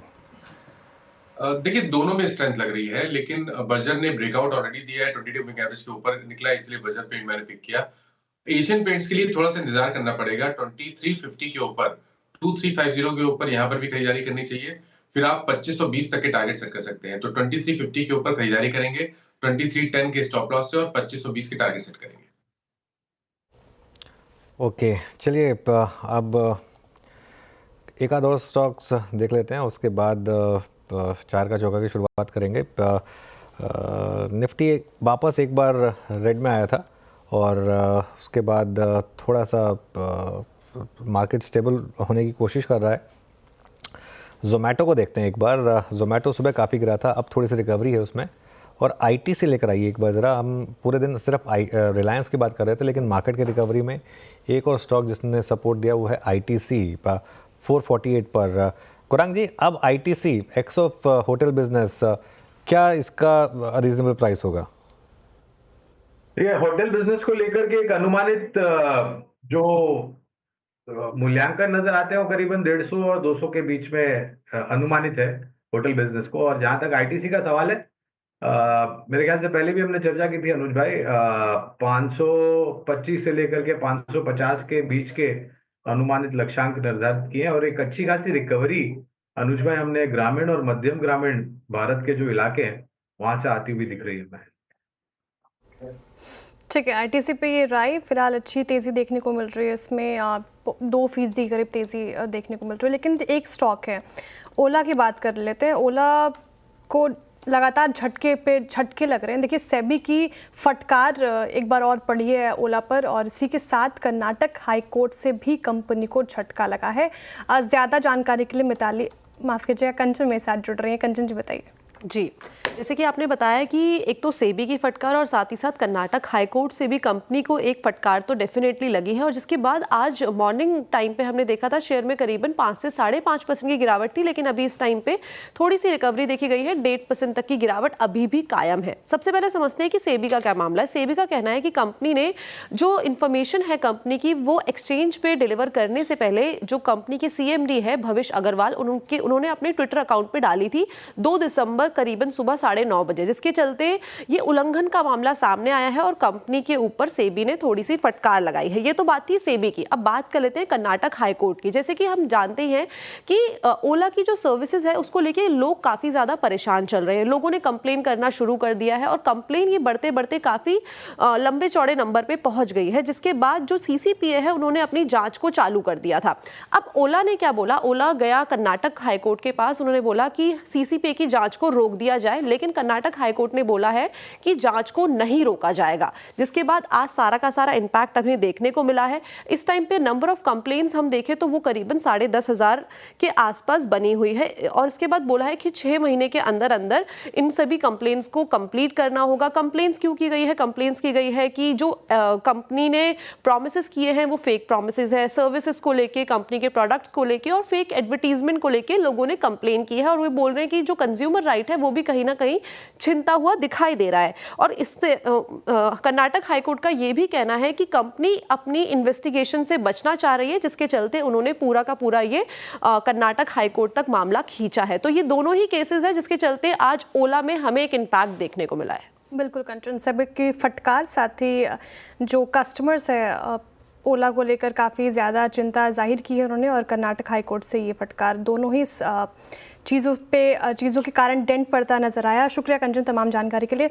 गौरांग जी, जिस तरीके से ओला इलेक्ट्रिक में हमें आज गिरावट देखने को मिल रही है, और हालांकि न्यूली लिस्टेड कंपनी है, लेकिन कस्टमर्स खुश नहीं हो रहे हैं। लगातार हम न्यूज़ में भी देखते रहते हैं ओला के कस्टमर सर्विस को लेकर दिक्कत जाहिर की जाती है। कैसे देख रहे हैं आप इस पर्टिकुलर काउंटर को?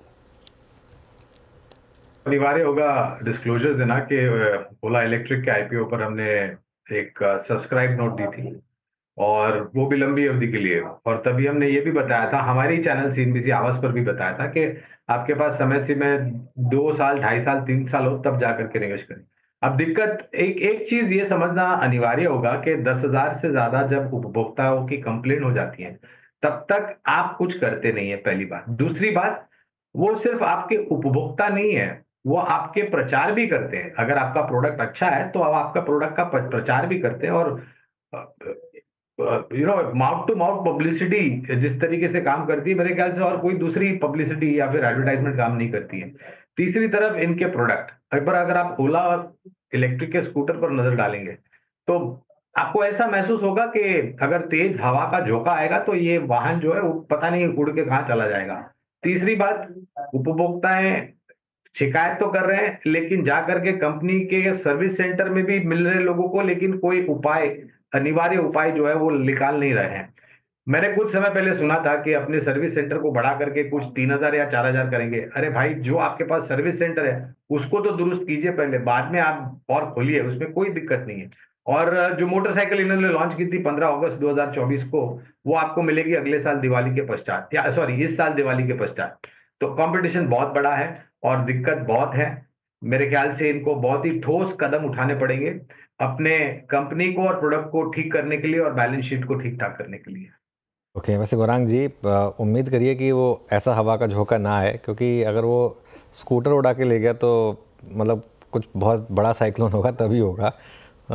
फिर थोड़ा सा मतलब हमें भी केयरफुल रहने की ज़रूरत पड़ेगी। चलिए खैर, अब आप चार का चौका की शुरुआत करते हैं और सबसे पहले सस्ता ऑप्शन लेंगे मानस जायसवाल से। उसके बाद राजेश जी के पास चलेंगे FNO सुपरस्टार के लिए, चार्ट का चमत्कार के लिए चंदन तापड़िया और मिड कैप फंडा के लिए गौरांग शाह के पास चलेंगे। तो मानस, आपसे शुरुआत करते हैं सस्ता ऑप्शन। देखिए अनुज जी, IT स्टॉक्स में लोअर लेवल से रिकवरी देखने को मिल रही है और उन्हीं में से एक LTIM है। LTIM में देखिए तो आज स्टॉक ने 200 डे और 20 डे मूविंग एवरेज को रीगेन किया है। थोड़े बेहतर वॉल्यूम देखने को मिल रहे हैं। मेरे ख्याल से यहाँ से 150 से 200 रुपए की तेजी देखने को मिल सकती है। तो LTIM के ऑप्शन में खरीदारी करने की राय रहेगी। 5900 का कॉल ऑप्शन लेंगे, 177 पे ट्रेड हो रहा है। इसमें 139 के स्टॉप लॉस से खरीदारी करने की राय रहेगी और 250 के टारगेट सेट करने हैं। LTI Mindtree और वाकई पिछले 20 मिनटों में IT में एक स्ट्रॉन्ग पुल बैक आया है। राजेश सतपुते जी, आपका ट्रेड क्या रहेगा आज का FNO सुपरस्टार?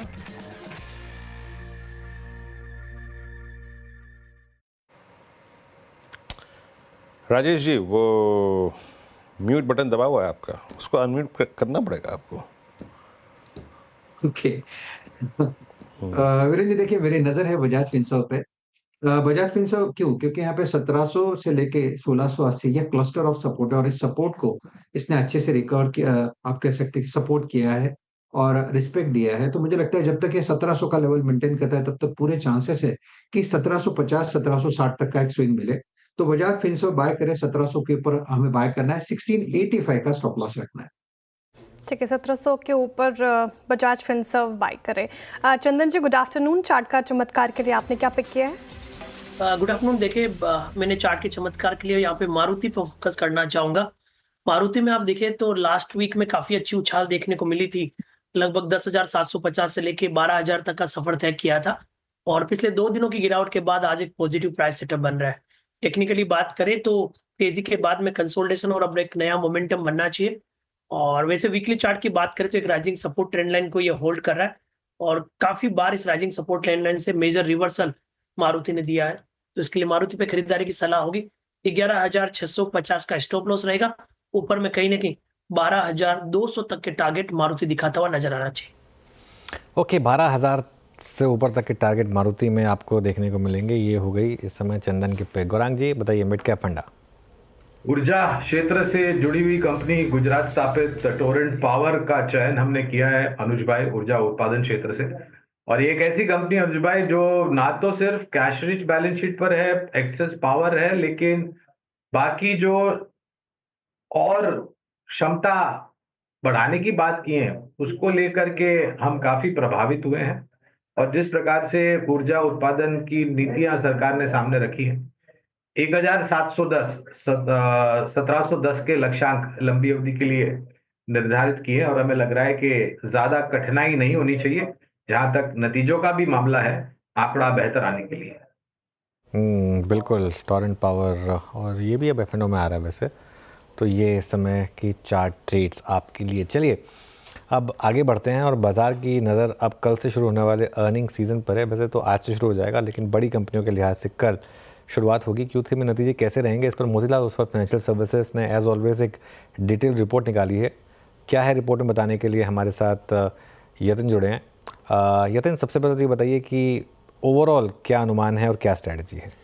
Good afternoon. और सबसे पहले अगर हम बात करें तो जो Q3 में मार्केट्स में आपने देखा है वो ये देखा है कि अभी तक जो अनुमानित निफ्टी की अर्निंग ग्रोथ है वो केवल 4% तक रहने वाली है। यानी पहले 9 महीने इस फाइनेंशियल ईयर के सिर्फ 4% ग्रोथ के साथ आपको दिखाई पड़ रहा है निफ्टी 50 का प्रॉफिट प्रदर्शन।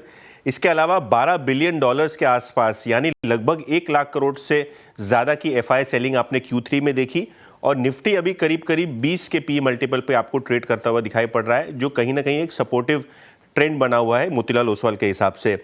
आगे जाके कौन से फैक्टर्स हैं, मोतीलाल ओसवाल को लगता है कि Q3 Q4 ऑनवर्ड्स आपको अच्छी अर्निंग्स ग्रोथ दिखाई पड़ेगी।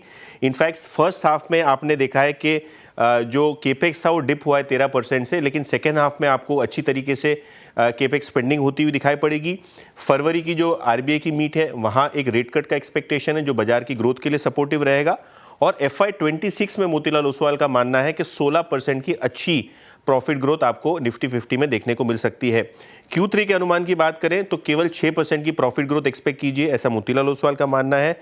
और निफ्टी 50 का जो सबसे बेटर पार्ट है Q3 का वो ये है कि मार्जिन्स लगभग 0.2% से बढ़ते हुए नजर पड़ेंगे, लगभग 20% के ऊपर आपको मार्जिन ट्रेजेक्टरी नजर पड़ेगी on an average Nifty 50 companies के लिए। और ओवरऑल सेक्टर्स का मूड अगर आप देखें तो हेल्थ केयर, टेलीकॉम सेक्टर का अच्छा प्रदर्शन Q3 में एक्सपेक्टेड है। हालांकि मेटल्स और कमोडिटीज खास करके सीमेंट में आपको अर्निंग्स प्रेशर बिल्डअप होता हुआ दिखाई पड़ सकता है।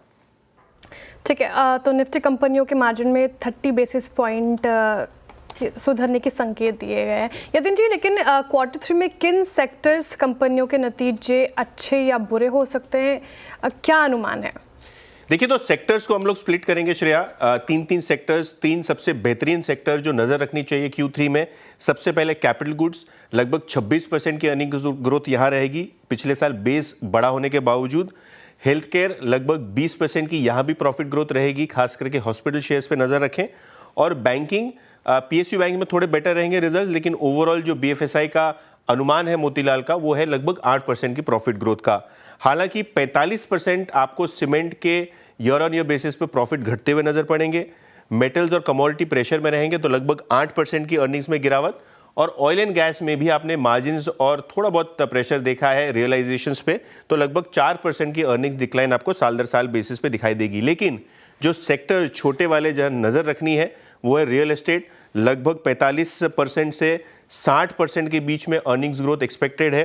कंज्यूमर ड्यूरेबल्स में लगभग 30% की ग्रोथ और रिटेल कारोबार में भी लगभग 30% ग्रोथ अनुमानित है Q3 में। तो ये वो 3-4 सेक्टर्स हैं जहां डिस्प्रोपोर्शनेट अर्निंग्स ग्रोथ और अच्छी प्रदर्शन की उम्मीद है। निफ्टी 50 की स्पेसिफिक बातें करें तो मोतीलाल ओसवाल के हिसाब से भारतीय Airtel, SBI, Hindalco, ICICI bank और TCS ये निफ्टी अर्निंग्स को लीड करेंगे और ये सब स्टॉक्स के अच्छे नतीजे आने वाले हैं। और दूसरे जो स्टॉक्स हैं जहां प्रेशर बन सकता है अर्निंग्स में इस टाइम, उसमें Coal India, JSW steel, IndusInd bank, Tata steel और टाटा मोटर्स जैसी कंपनियां शामिल हैं। शुक्रिया यतिन इस पूरे एनालिसिस के लिए। अच्छा, जिन कंपनियों के अच्छे नतीजे हैं उसमें से अगर आप देखें, हम बात भारतीय पे कर ही चुके हैं इस कार्यक्रम में, ICICI बैंक पे भी बात हुई है, बट बात अभी एक बार जरा SBI पे कर लेते हैं। अब SBI क्यों मैंने चुना यहाँ से लीड लेते हुए, SBI 772 पे ट्रेड कर रहा है। अच्छा, मैं प्लीज़ थोड़ा सा विषय को चेंज करके एक बार आपको TCS दिखा दूँ बस। TCS नंबर से पहले अभी कुछ देर में आशीष आएंगे, इसके नंबर्स कैसे रहेंगे इसके बारे में टिप्पणी करेंगे। TCS 4100 स्ट्राइक करता हुआ, जब कार्यक्रम की शुरुआत हुई थी जो आई थिंक स्टॉक्स मैंने मेंशन की थी उसमें TCS पहला था, it's now 4098। Intraday swing perspective से आप देखिए तो करीब करीब 4070 से 4100 पे आ गया। एक SBI पे राय लेते हैं, फिर आशीष के पास चलते हैं। SBI, आपका व्यू यहाँ पर क्या है इस वक्त? एक अच्छा पुल बैक प्रकाश सर, SBI इस ओवरसोल्ड ट्रैजेक्टरी में, अभी आपने यतिन को सुना भी, क्या पिक करना चाहिए? हिस्टोरिकली आप देखिए 20 सितंबर के बाद हमेशा ये जोन 200 डे -10 रुपीस एक बाय ट्रेड रहा है, आपका टेक? या ये चौथा अटेम्प्ट है इस जगह पर आने का, लेकिन ये चौथा अटेम्प्ट अगर फेल हुआ तो और गिरावट आएगी। बाउंस करने की जगह ओके है, लेकिन अब तक कोई कॉन्फिडेंस नहीं आ रहा। जब तक ये 790 पार नहीं करता तब तक इसमें मुझे कॉन्फिडेंस नहीं आएगा। एक अप्पू मिल सकता है, लेकिन अप्पू में थोड़ा डाउटफुल रहेगा SBI, क्योंकि ऐसी जगह पर है मेक और break. Fourth attempt if it fails hard SBI। चलिए, ये बात होगी SBI की। अब बात करते हैं TCS के नंबर्स की। कल आएंगे TCS के नंबर्स और आशीष के पास चलते हैं और जानते हैं कि क्या एक्सपेक्ट करें। आशीष, गुड आफ्टरनून।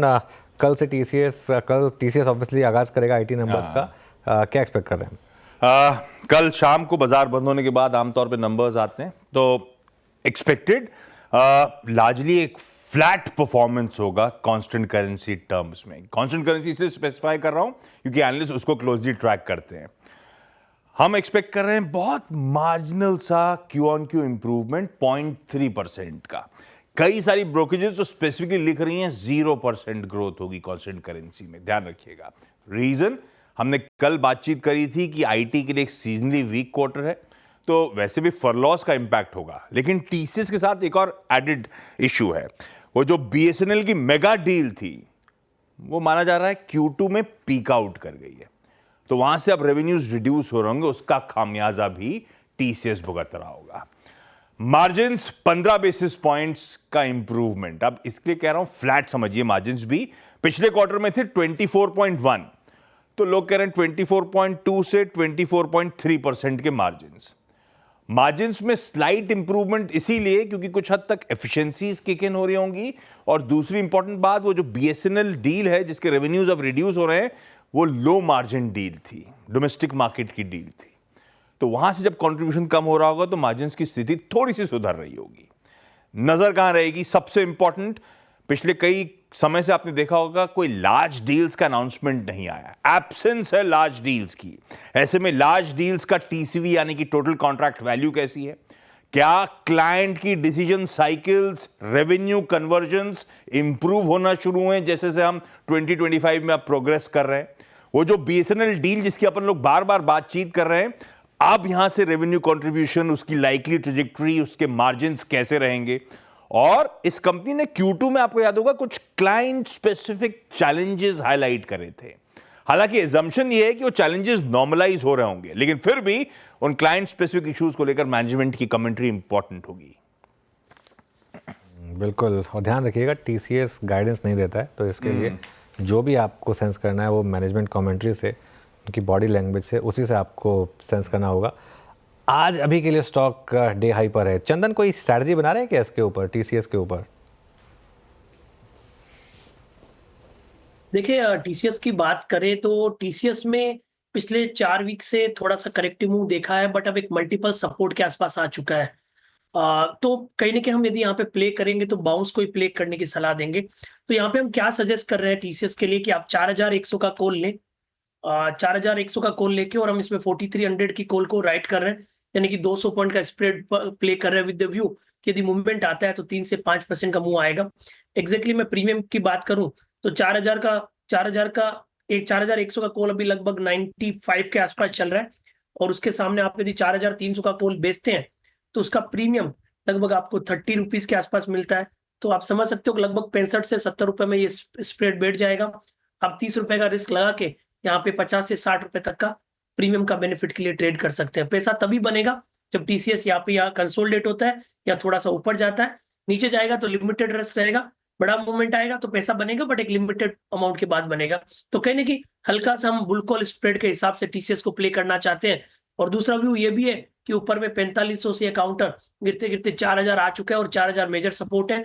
4000 में पुट राइटिंग भी देखने को मिल रही है, तो उस लिहाज से 4100 का कॉल बाय, 4300 का कॉल सेल करके 200 पॉइंट का बुल कॉल स्प्रेड बनाने की सलाह रखेंगे। बुल कॉल स्प्रेड है टीसीएस में, 4100 की कॉल आपको लेनी है, 4300 की कॉल आपको बेचनी है। ये एक स्ट्रैटेजी है।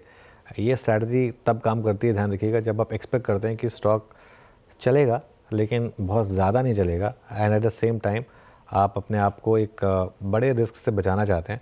तो इसके लिए वो कॉल के प्राइस से दिखा दीजिए प्लीज़, या टीसीएस दिखा दीजिए, खाली ब्लैंक स्क्रीन मत रखिए। हाँ, तो टीसीएस की 4100 की कॉल 95 पे बाय करनी है, और 30 रुपये पर 4300 की कॉल आपको सेल करनी है। तो नेट आपका प्रीमियम आउट को करीब 65 रुपये होगा, और मोटा मोटी मान के चलिए कि अगर 4250 4300 तक ये गया तो आपके लिए सबसे ज़्यादा बेनिफिशियल रहेगा। चलिए आगे बढ़ते हैं, और अब बाज़ार के ट्रेंड पर बात करने के लिए हमारे साथ क्वेस्ट इन्वेस्टमेंट एडवाइज़र के CIO अनिरुद्ध सरकार जुड़े हैं। उनसे समझते हैं कि वो इस मार्केट में क्या अप्रोच रख रहे हैं। अनिरुद्ध जी, गुड आफ्टरनून। सबसे पहले तो नववर्ष की शुभकामनाएं। बताइए 2025 में कैसे बनाए पैसा, क्योंकि थोड़ा सा मार्केट जो है वो टफ हो गया है। या afternoon Anuj, and happy new year to all of you.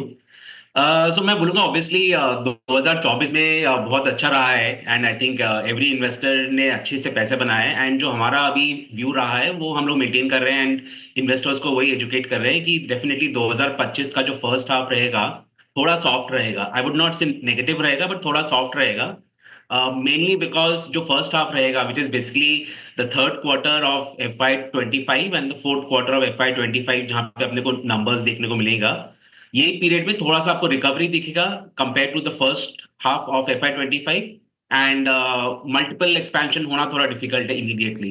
But second half of this calendar year अगर मैं देखूं, काफी अच्छा अपसाइड का पॉसिबिलिटी है, for a simple reason that जो बेस इफेक्ट आएगा वो will come into play. हमारा जो इस साल का जो first quarter and second quarter of FY25 था, that was quite bad. So next year का जो first quarter and second quarter of FY26 होगा, that will be much much better. तो वो जो बेस इफेक्ट का एक बड़ा प्ले है वो हमको देखने को मिलेगा 4 to 6 months from now. So hence, I'm not too concerned about 2025 overall, but yes, first half थोड़ा soft रहेगा and second half में you could see a decent recovery in the market. Okay अच्छा, मैं अर्निंग्स की बात करूं या फिर बाकी आने वाले 2 क्वार्टर्स पर अर्निंग्स कैसे अगर आप देखें शेप अप होंगी उसको लेकर बात करूं, उससे पहले मैं थोड़ा सा कमोडिटीज़ पर आपका व्यू चाहता हूं. इस साल के शुरुआत में ही जब डोनाल्ड ट्रंप की ताजपोशी हो जाएगी, कमोडिटीज़ पे आपका टेक क्या है? ये लीडरशिप क्या इम्पेक्ट डालेगी मेटल्स पे या फिर गोल्ड पे या फिर क्रूड पे? आज क्योंकि कमोडिटीज़ अच्छा कर रही हैं, आज क्रूड पे तेज़ी ONGC को ड्राइव कर रही है. मैं इसी पे इस चर्चा को शुरू करना चाह रहा था. एग्जैक्टली कमोडिटीज़ को आप कैसे प्लेस करेंगे 2025 के लिए, और क्या चीज़ करेंगे और क्या अवॉइड करेंगे? कमोडिटीज एज सच डेफिनेटली हम लोग इन्वेस्टिंग के एंगल से हम लोग अवॉइड करते हैं, but yes commodities impacts all the sectors. मतलब अगर मैं कोई भी सेक्टर पिकअप कर लूँ, कमोडिटीज का उसमें इम्पैक्ट रहता है, वेदर इट इज मेटल्स जो यूज होता है अलग अलग इंडस्ट्रीज में, या फिर the crude which is the raw material काफी सारे इंडस्ट्रीज में. तो मैं ब्रॉडली बोलूंगा कि with mister Trump coming back in power and with जो पूरा फोकस है उनका कि मेक इन अमेरिका एंड जो इम्पोर्ट टैरिफ्स वो डाल सकते हैं ऑन चाइना, हो सकता है it might not be a very clear picture कि कमोडिटीज कैसा मूव करेगा, फॉर अ सिंपल रीजन कि कमोडिटीज गो अप जब भी चाइना में PMI बढ़ता है, और चाइना का PMI is still not good, अभी भी अंडर प्रेशर है. तो जब तक चाइना का PMI इंप्रूव नहीं होगा, very unlikely for the commodities internationally to pickup. और वो PMI तभी इंप्रूव होगा when export from China goes up, because China is always a export oriented country. तो अगर वो एक्सपोर्ट ओरिएंटेड कंट्री है और एक्सपोर्ट पिकअप नहीं करेगा because of mister Trump putting tariffs, थोड़ा हो सकता है PMI might remain under pressure. तो it's not a very clear picture as of now, it's too early. On the side of oil मैं बोलूंगा कि अगर आप देखें लास्ट 3-4 महीने से mister Trump and Elon Musk, उन दोनों का एक सिंपल वो रहा है कि we need to bring back oil and gas. And I think अगर आप देखें most recently also Mr. Trump has been saying that we need to invest in the capex of the new oil fields. तो हो सकता है ये oil production overall जो है it might be back into the mainstream, and जहाँ capacities addition has not happened last 4-5 years, हो सकता है capacity built up हो. But again as I said, that would lead to prices going down. दूसरे side में अगर America का GDP growth remains strong, that could be a good factor for oil also to move up. But then again, China and India are again the two main drivers of oil.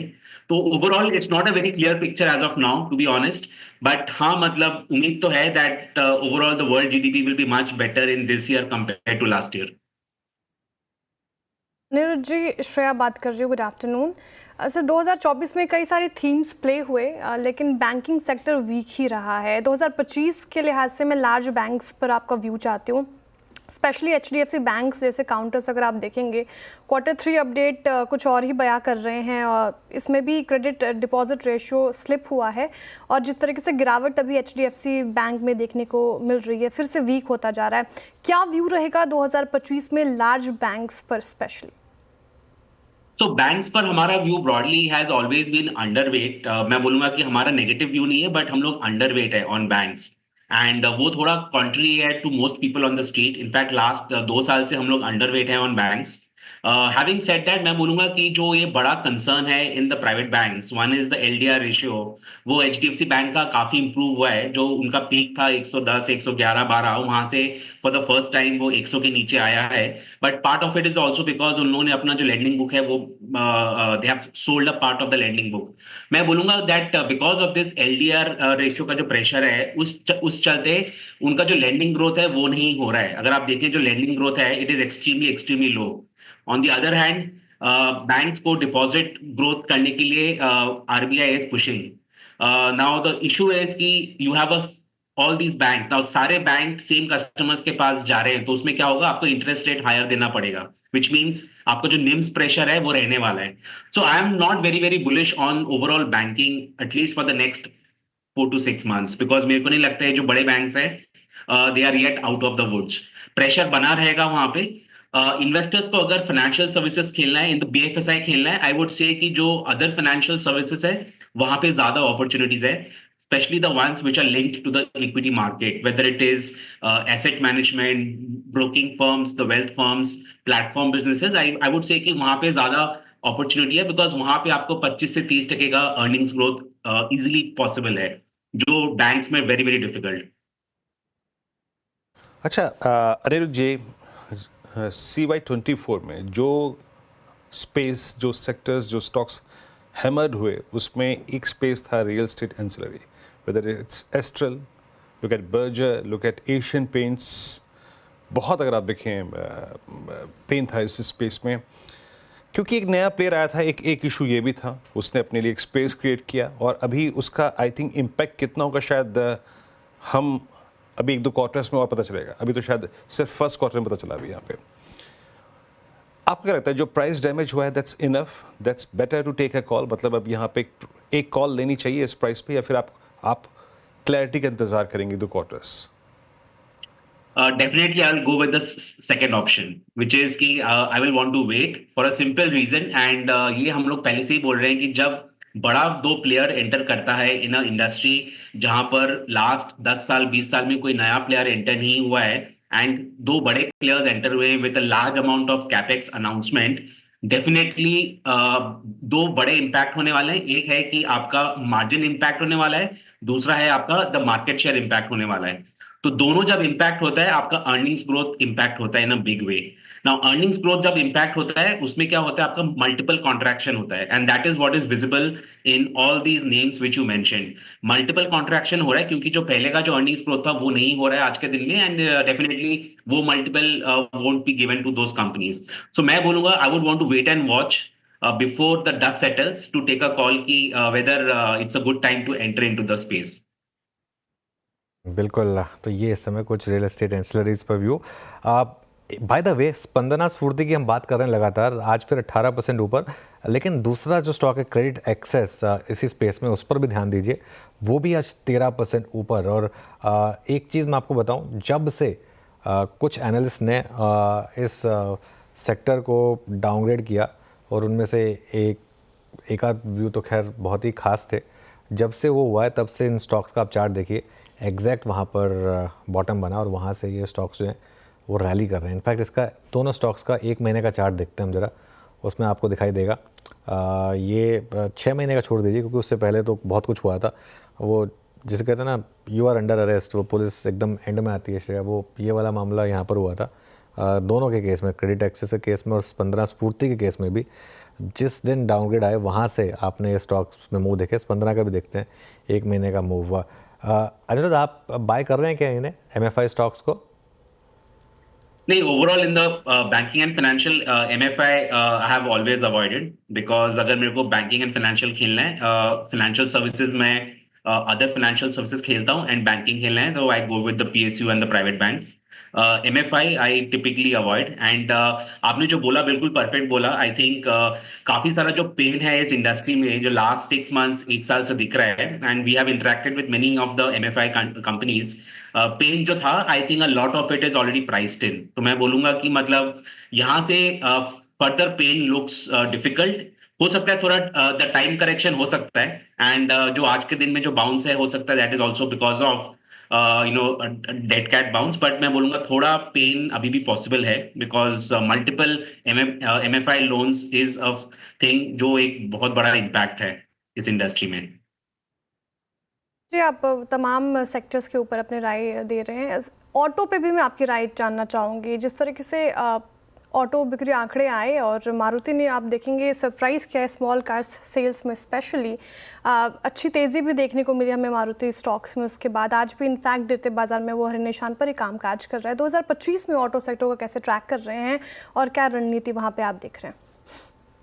Auto I think जो मैं अगर देखूं last 6 months में उनका जो inventory level रहा है वो एक बहुत बड़ा इशू था, because unsold inventory was a very very big issue for this industry.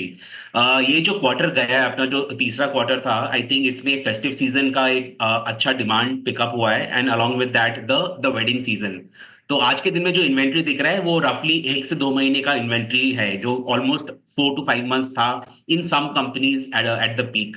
तो मैं बोलूंगा थोड़ा इन्वेंट्री लेवल करेक्शन हुआ है, बट हैविंग सेड दैट मैं बोलूंगा कि आई am not expecting beyond 4-5% kind of a growth for the auto industry इस साल। मतलब 4 to 5% अगर ऑटो इंडस्ट्री में ग्रोथ आता है 2025 में, I think that is a decent number. And historically auto industry हमेशा वो 5 से 8% के परसेंटेज ग्रोथ में ही होता है। With in that I think जिसमें ज्यादा ग्रोथ दिखेगा that will be the two wheeler space, because अगर हम लोग बेट कर रहे हैं कि द रूरल कंजम्पशन पिकअप होगा इस साल with a good monsoon, good harvest, better minimum support price and also government support and different rural projects, मैं बोलूंगा कि आपका जो टू व्हीलर का बिजनेस है वो ज्यादा अच्छा हो सकता है इस साल compare to the four wheeler. बिल्कुल अनिरुद्ध जी, बहुत बहुत शुक्रिया आज हमारे साथ जुड़ने के लिए और हमसे बात करने के लिए। अच्छा, कल की स्ट्रैटेजी की बात करें इससे पहले एक चीज़ मैं कहूँगा, वो जो एक बार इंट्राडे चार्ट लेकर आई क्रेडिट एक्सेस का इंट्राडे, और वो इसलिए क्योंकि जो हम इस बारे में हमने बात की थी कि आज काफ़ी रैली आपको देखने को मिल रही है स्पंदना में। उसके बाद इस स्टॉक ने मूव पकड़ना शुरू किया, और लक्ष्मण जी के साथ जब वो हम लिंक कर रहे थे, जिसमें लक्ष्मण जी ने बताया था कि आज एक बहुत ही महत्वपूर्ण मीटिंग होने वाली है MFI स्पेस को लेकर। उसके बाद इसने और पिकअप किया और करीब करीब 13-13.5% की रैली। तो देखिए, अगर अब हम बजट के काफ़ी करीब हैं और काफ़ी स्टॉक्स हैं जिनमें मूव्स आएंगे पॉलिसी के बेसिस पर कि गवर्नमेंट पॉलिसीज़ क्या होने वाली हैं, और अगर आप वो मिस नहीं करना चाहते तो वो सारी की सारी डिटेल्स आपको सिर्फ एक चैनल पे मिलेंगी, CNBC आवाज़ पर। और जैसा मैं कह रहा हूँ, अगले कुछ दिनों तक लगातार हम पॉलिसी से रिलेटेड न्यूज़ कवरेज आपके लिए लाते रहेंगे। तो अगर आपको ऐसी न्यूज़ नहीं मिस करनी जिसमें 2-2 दिन में ऐसी मार्केट में आपको वापस लेकर आइए जरा दोनों स्टॉक्स, स्पंदना और क्रेडिट, ऐसी मार्केट में आपको स्टॉक्स 18 से 20% के रिटर्न्स दे रहे हैं, तो फिर जुड़िए सिर्फ CNBC आवाज़ के साथ। लेकिन वीरू, क्लोज की तरफ बढ़ रहे हैं अब। इसे कह सकते हैं कि फ्लैट क्लोज, और आज की मैं अगर कैंडल को देखूं तो क्या वाइल्ड बॉडी अनुज, लोअर शैडो, और मैं एक्सपोनेंशियल देखता हूं तो एक्सपोनेंशियल के ऊपर जो क्लोज आ रहा है अनुज, इंटरडे में शॉर्ट मिल रहा है, बट अगेन करें क्या, न्यूट्रल जाएं या फिर कुछ और डिफरेंट अप्रोच? न्यूट्रल जाएं। देखिए, इंट्राडे में इतनी एक्साइटमेंट मिल रही है, फिर ओवरनाइट भी एक्साइटमेंट क्यों कैरी करनी है? मतलब मेरे ख्याल से अच्छा बात ये वीरू, आज जैसी मार्केट है इसमें आप क्या मतलब पोजीशन कैरी करेंगे? क्या ही पोजीशन कैरी करके आप घर जाना चाहेंगे? और कोई मतलब भी नहीं है, मतलब ओवरनाइट रिस्क कैरी करने का कोई मतलब नहीं है, क्योंकि जब अगर आपको मार्केट वैसे ही अच्छे रिटर्न्स दे रहा है तो कोई ज़रूरत नहीं है कि आप पोजीशन कैरी करें। और एक और चीज़ है, जब आप खुद बिना किसी ओपन पोजीशन के सुबह आते हैं ना, तब आपका माइंड फ्रेश होता है, क्योंकि आपके पास कोई बैगेज नहीं होता। अगर आप बड़ी पोजीशन के साथ आएँ, आधा टाइम तो आपका गैप अप या गैप डाउन में लगा रहता है। गिफ्ट निफ्टी देखते हैं आप, उसके बाद वेट करते हैं काश सवानों तक ही टिका रहे, सवानों तक ही टिका रहे। अगर आपके अगेंस्ट गैप हो रहा तो सोचते हैं काश ही रिवर्स हो जाए, तो उस सब का कोई फ़ायदा नहीं है। इंटरडे मार्केट आपको भरपूर मौके दे रहा है। लेकिन एक चीज़ मैं जो सुबह भी कही थी वो फिर कह रहा हूँ, बड़ी ट्रेड सेल ऑन रैली की है, बड़ा पैसा वहाँ बन रहा है। आज इंटरडे में रिवर्सल एक बार के लिए आ गया लोअर लेवल से, वो बीच बीच में शॉर्ट कवरिंग आएगी, थोड़ी शॉर्ट्स भी प्रॉफिट बुक करेंगे, लेकिन अदरवाइज़ बड़ा पैसा शॉर्ट करके बन रहा है। चलिए अब कल की तैयारी के लिए आगे बढ़ते हैं और यतिन के पास चलते हैं एक बार फिर से। आज बर्थडे बॉय काफ़ी बिजी हैं तो और थोड़ी हमको पार्टी वार्टी भी दी है यतिन ने। वैसे यतिन, डीलिंग रूम से क्या फीडबैक मिल रहा है? Good afternoon. और दो स्टॉक जो आज फोकस में है अनुज जी, उसमें सबसे पहले विप्रो। देखिए, IT में आज एक अच्छी शॉर्ट कवरिंग रैली देखने को मिली है, मार्केट को भी कहीं ना कहीं सपोर्ट दिया है। तो विप्रो, इन्फोसिस, ये दो स्टॉक्स हैं जहाँ डीलर्स आज अपनी पोजीशन जो है खरीदारी की वो कैरी फॉरवर्ड कर रहे हैं। इनफैक्ट विप्रो एक ऐसा स्टॉक है जहाँ डीलर्स BTST की रिकमेंडेशन दे रहे हैं। उनको लगता है 300-305 तक के लेवल इस काउंटर पे बनते हुए नजर पड़ सकते हैं। तो रिजल्ट सीजन के पहले पहले IT स्टॉक्स में थोड़ा बहुत बाइंग का मूड आज देखने को मिल रहा है। इसके अलावा गेल गैस स्टॉक्स में से एक प्रेफर्ड बाय दिखाई पड़ रहा है। आज थोड़ी बहुत शॉर्ट कवरिंग भी है ऑयल एंड गैस सेक्टर में, और डीलर्स की अगर आप माने तो शॉर्ट टर्म में उनको लगता है 200-205 तक के भी लेवल्स देखने को मिल सकते हैं जैन सीरीज में। नितिन, आपके जन्मदिन पे आज खूब मज़ा आया, लेकिन जो भी आया मुंबई आया, दिल्ली तक पहुंच नहीं पाया। यार गजब है? और आपको वीरू मुझे क्रेडिट देना चाहिए कि मेरे बर्थडे के दिन कभी भी बाजार है जो लाल निशान के साथ बंद नहीं होता। अरे हमारा म्यूचुअल फंड में कुछ नहीं हो रहा है अभी उसके नवी पॉपअप होने में टाइम लगेगा। यकीन मानिए उसके नवी पॉपअप। वैसे हम भी दिल्ली की टीम के 4-5 लोग हैं, वो इस मंथ एंड में जो है वो आएंगे, तो हिसाब वहाँ चुकता कर लेंगे, कोई दिक्कत की बात नहीं है। बिल्कुल। चलिए, बहुत बहुत शुक्रिया आपका, और बचा के रखिएगा, और जगह आपको मालूम ही है, वो जो डेरिवेटिव्स में आने वाला स्टॉक ना, वहीं पे चलेंगे, है ना, फॉरेक्स बिल। आपकी स्क्रीन पे अब एक काम करते हैं, BTST ट्रेड्स ले लेते हैं, और STBT जो भी अगर आप देखें इच्छा हो। प्रकाश सर, क्या पिक कर रहे हैं आप? एक्चुअली लेने जाए तो कुछ नहीं है, लेके जाए वही जिसमें प्रॉफिट हो, और जो स्टॉक मैंने सुबह दिया था बर्जर पेंट, उसमें प्रॉफिट है, तो प्रॉफिट कर ले जा सकते हैं। हमारा टारगेट था 460, वो अचीव हो गया, अब भी मुझे अच्छा लगता है। अब ट्रेड होगा 440, 455 का स्टॉप होना चाहिए बर्जर पेंट पर। Possible target 480। Yes, Berger paint. Okay, Berger paints, तो आज की ट्रेड में तो अच्छा मुनाफा हुआ ही, लेकिन आप इसको फ्रेश भी ले जा सकते हैं कल के लिए। ये है एक ट्रेडिंग अप्रोच। कविता जी, आपकी ट्रेड? तो अनुज जी, HCL टेक्नोलॉजीज को लेकर जाएंगे। यहाँ से रिस्क रिवॉर्ड फेवरेबल दिखता है। 1960, 1980 के प्राइस टारगेट पॉसिबल है काउंटर पर। 1910 का स्टॉप लॉस मेंटेन करना चाहिए। ठीक है, HCL टेक कविता जी की तरफ से। मानस जी, आप क्या पिक कर रहे हैं, STBT या BTST? BTST रहेगा, और एशियन पेंट्स पे खरीदारी करके जाने की राय रहेगी, क्योंकि देखिए 60 मिनट चार्ट पे तो हाई टॉप साइड बॉटम का कंफर्मेशन मिला है। मेरे ख्याल से कल 20 डे मूविंग एवरेज को ब्रेक करके 2400 रुपए की तरफ जाने की कोशिश करेगा स्टॉक, तो इसके फ्यूचर में खरीदारी करेंगे। 2339 के प्राइस चल रहे हैं। आपको स्टॉप लॉस लगाना है 2314 के नीचे, करंट लेवल्स पे खरीदारी करेंगे, और 2400 रुपए की टारगेट सेट करेंगे एशियन पेंट्स के फ्यूचर में। एशियन पेंट्स वाकई आज प्रभावशाली मूव है इन दोनों स्टॉक्स का, बर्जर पेंट्स, एशियन पेंट्स, और ये दोनों ही अगर आप देखें स्टॉक्स जो छुए वो मानस ने। चंदन, आपका ट्रेड क्या रहेगा? वीरू थैंक्स। पहले तो आपने यतिन के बर्थडे के बारे में अपडेट दिया, तो मैंने यहाँ पे returns of the day Yatin मोटा भाई, बहुत बहुत बधाई हो। BTST की बात करें तो मेरा यहाँ पे फोकस रहेगा BSE, बॉम्बे स्टॉक एक्सचेंज। कल के दिन जो बुलिश कैंडल बना है सिमिलर टू बुलिश एनगल्फिंग, उसके बाद कल के दिन के ऊपर आज होल्ड कर रहा है, कहीं ना कहीं एक बुलिश सेंटीमेंट दिखाया। वीकली सेटअप पॉजिटिव है, डेली सेटअप में एक मेजर मूविंग एवरेज इसको सपोर्ट ले रहा है, और सेंसेक्स का वीकली एक्सपायरी अब ट्यूसडे को हो रहा है, कल से जो स्टार्ट हुआ है, तो कहीं ना कहीं डेरिवेटिव्स का अट्रैक्शन वहां पे मिलेगा। तो डेटा सेटअप पॉजिटिव है, चार्ट सेटअप पॉजिटिव बता रहा है, तो यहाँ पे BTST की सलाह दे सकते हैं। सपोर्ट रहेगा 5285 के आसपास का, ऊपर में 5600 तक के टारगेट बॉम्बे स्टॉक एक्सचेंज दिखाता हुआ नजर आना जी। ओके, BSE, ये BTST इस समय चंदन की तरफ से। राजेश जी, आपने क्या पिक किया? अनुज जी, देखिए मैं तो रिलायंस को लेके जाऊंगा। मुझे लगता है कि अगर ऐसे वोलेटिलिटी में कोई कंफर्ट दे रहा है वो रिलायंस भी दे रहा है। तो रिलायंस देखिए 1260 के ऊपर, मुझे लगता है जिस तरह से ये कंसोलिडेट हो रहा है पिछले, आप कह सकते हैं कि 2-3 घंटे से, तो आई थिंक एक सपोर्ट तो यहाँ पे एस्टेब्लिश हो चुका है। तो 1260 के ऊपर बाय रहेगा, 1250 का स्टॉप लॉस रहेगा, और जो टारगेट दिखता है वो कम से कम 1300-1310 का रहेगा as a BTST। Okay, meanwhile एक बार आप जरा लेकर आइए स्टॉक यूनाइटेड ब्रूरीज का एक बार फिर से, क्योंकि इंटरडे में थोड़ी सी स्टॉक में रिकवरी, इनफैक्ट काफ़ी रिकवरी है अब इंटरडे में, और जो स्टॉक 5-6% नीचे था अब 3% ही नीचे है। बैन अपडेट और ले लेते हैं, उसके बाद वीरू के पास चलेंगे और जानेंगे आज के मार्केट ब्रेड्थ के बारे में। तो LT finance, bye the way LT finance 102%, PVR INOX फिर बैन मारने की तैयारी कर रहा है 91%। एक बार LTF का चार्ट देखते हैं जरा, L&T फाइनेंस का चार्ट आपकी स्क्रीन पर आएगा। 4% ऊपर है ये स्टॉक इस समय, और शानदार मोमेंटम लेकर घर जा रहा है ये। मानस, बैन में आ रहा है ये, तो अगर कोई ट्रेड लेनी है तो आज ही ले सकते हैं। कोई ट्रेड बन रही है यहाँ पर? देखिए टेक्निकली तो ट्रेड बन रहा है, लेकिन क्योंकि बैन में आने के बाद शायद उस तरह का मूव ना देखने को मिले। अगर हम कैश की बात करें तो मेरे ख्याल से ये हाई टॉप साइड बॉटम का कंफर्मेशन है। 50 डे मूविंग एवरेज के ऊपर स्टॉक क्लोज होने की कोशिश कर रहा है। नेक्स्ट टारगेट 155 रुपए का रहेगा, तो अगर एक ट्रेड लेना होगा तो लॉन्ग साइड पे रहेगा 140 के स्टॉप लॉस से 155 के टारगेट के लिए। ओके, चलिए अब बारी आ गई है F&O मार्केट की नब्ज समझने की, और वीरू से बेटर कौन समझा सकता है इसको। तो समझते हैं कि आज कैसा रहा F&O का सेटअप। वीरू? अनुज, भले ही इंडेक्स बहुत नीचे गया हो, ऑलमोस्ट अपनी शायद 50 वीक एक्सपोनेंशियल एवरेज के जोन पे गया हो, लेकिन अगर आप बिहेवियर देखें ना तो बहुत सारे ओवल स्टॉक्स का अच्छा था।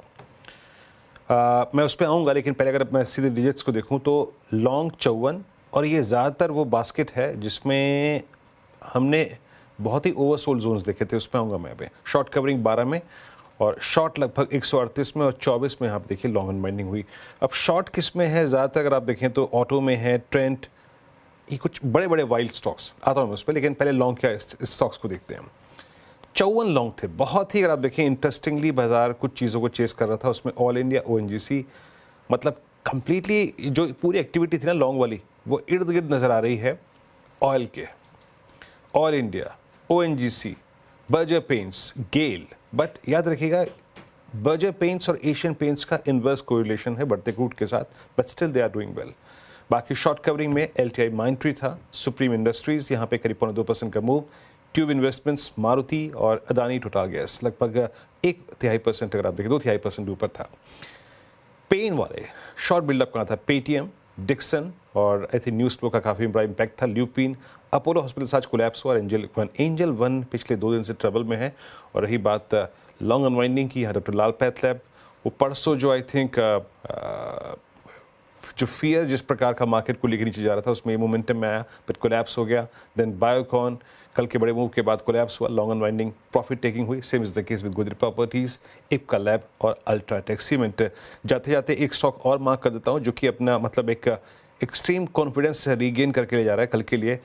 कोलगेट 1.25% ऊपर, it's 2795 about 20-day exponential average, और साथ ही साथ सबसे stable I think price behaviour के साथ नॉन इवेंट के बीच में, मतलब कल इसके नंबर्स नहीं है। Look at HCL technologies, well defined low था एग्जैक्टली इसका 50-day एक्सपोनेंशियल एवरेज।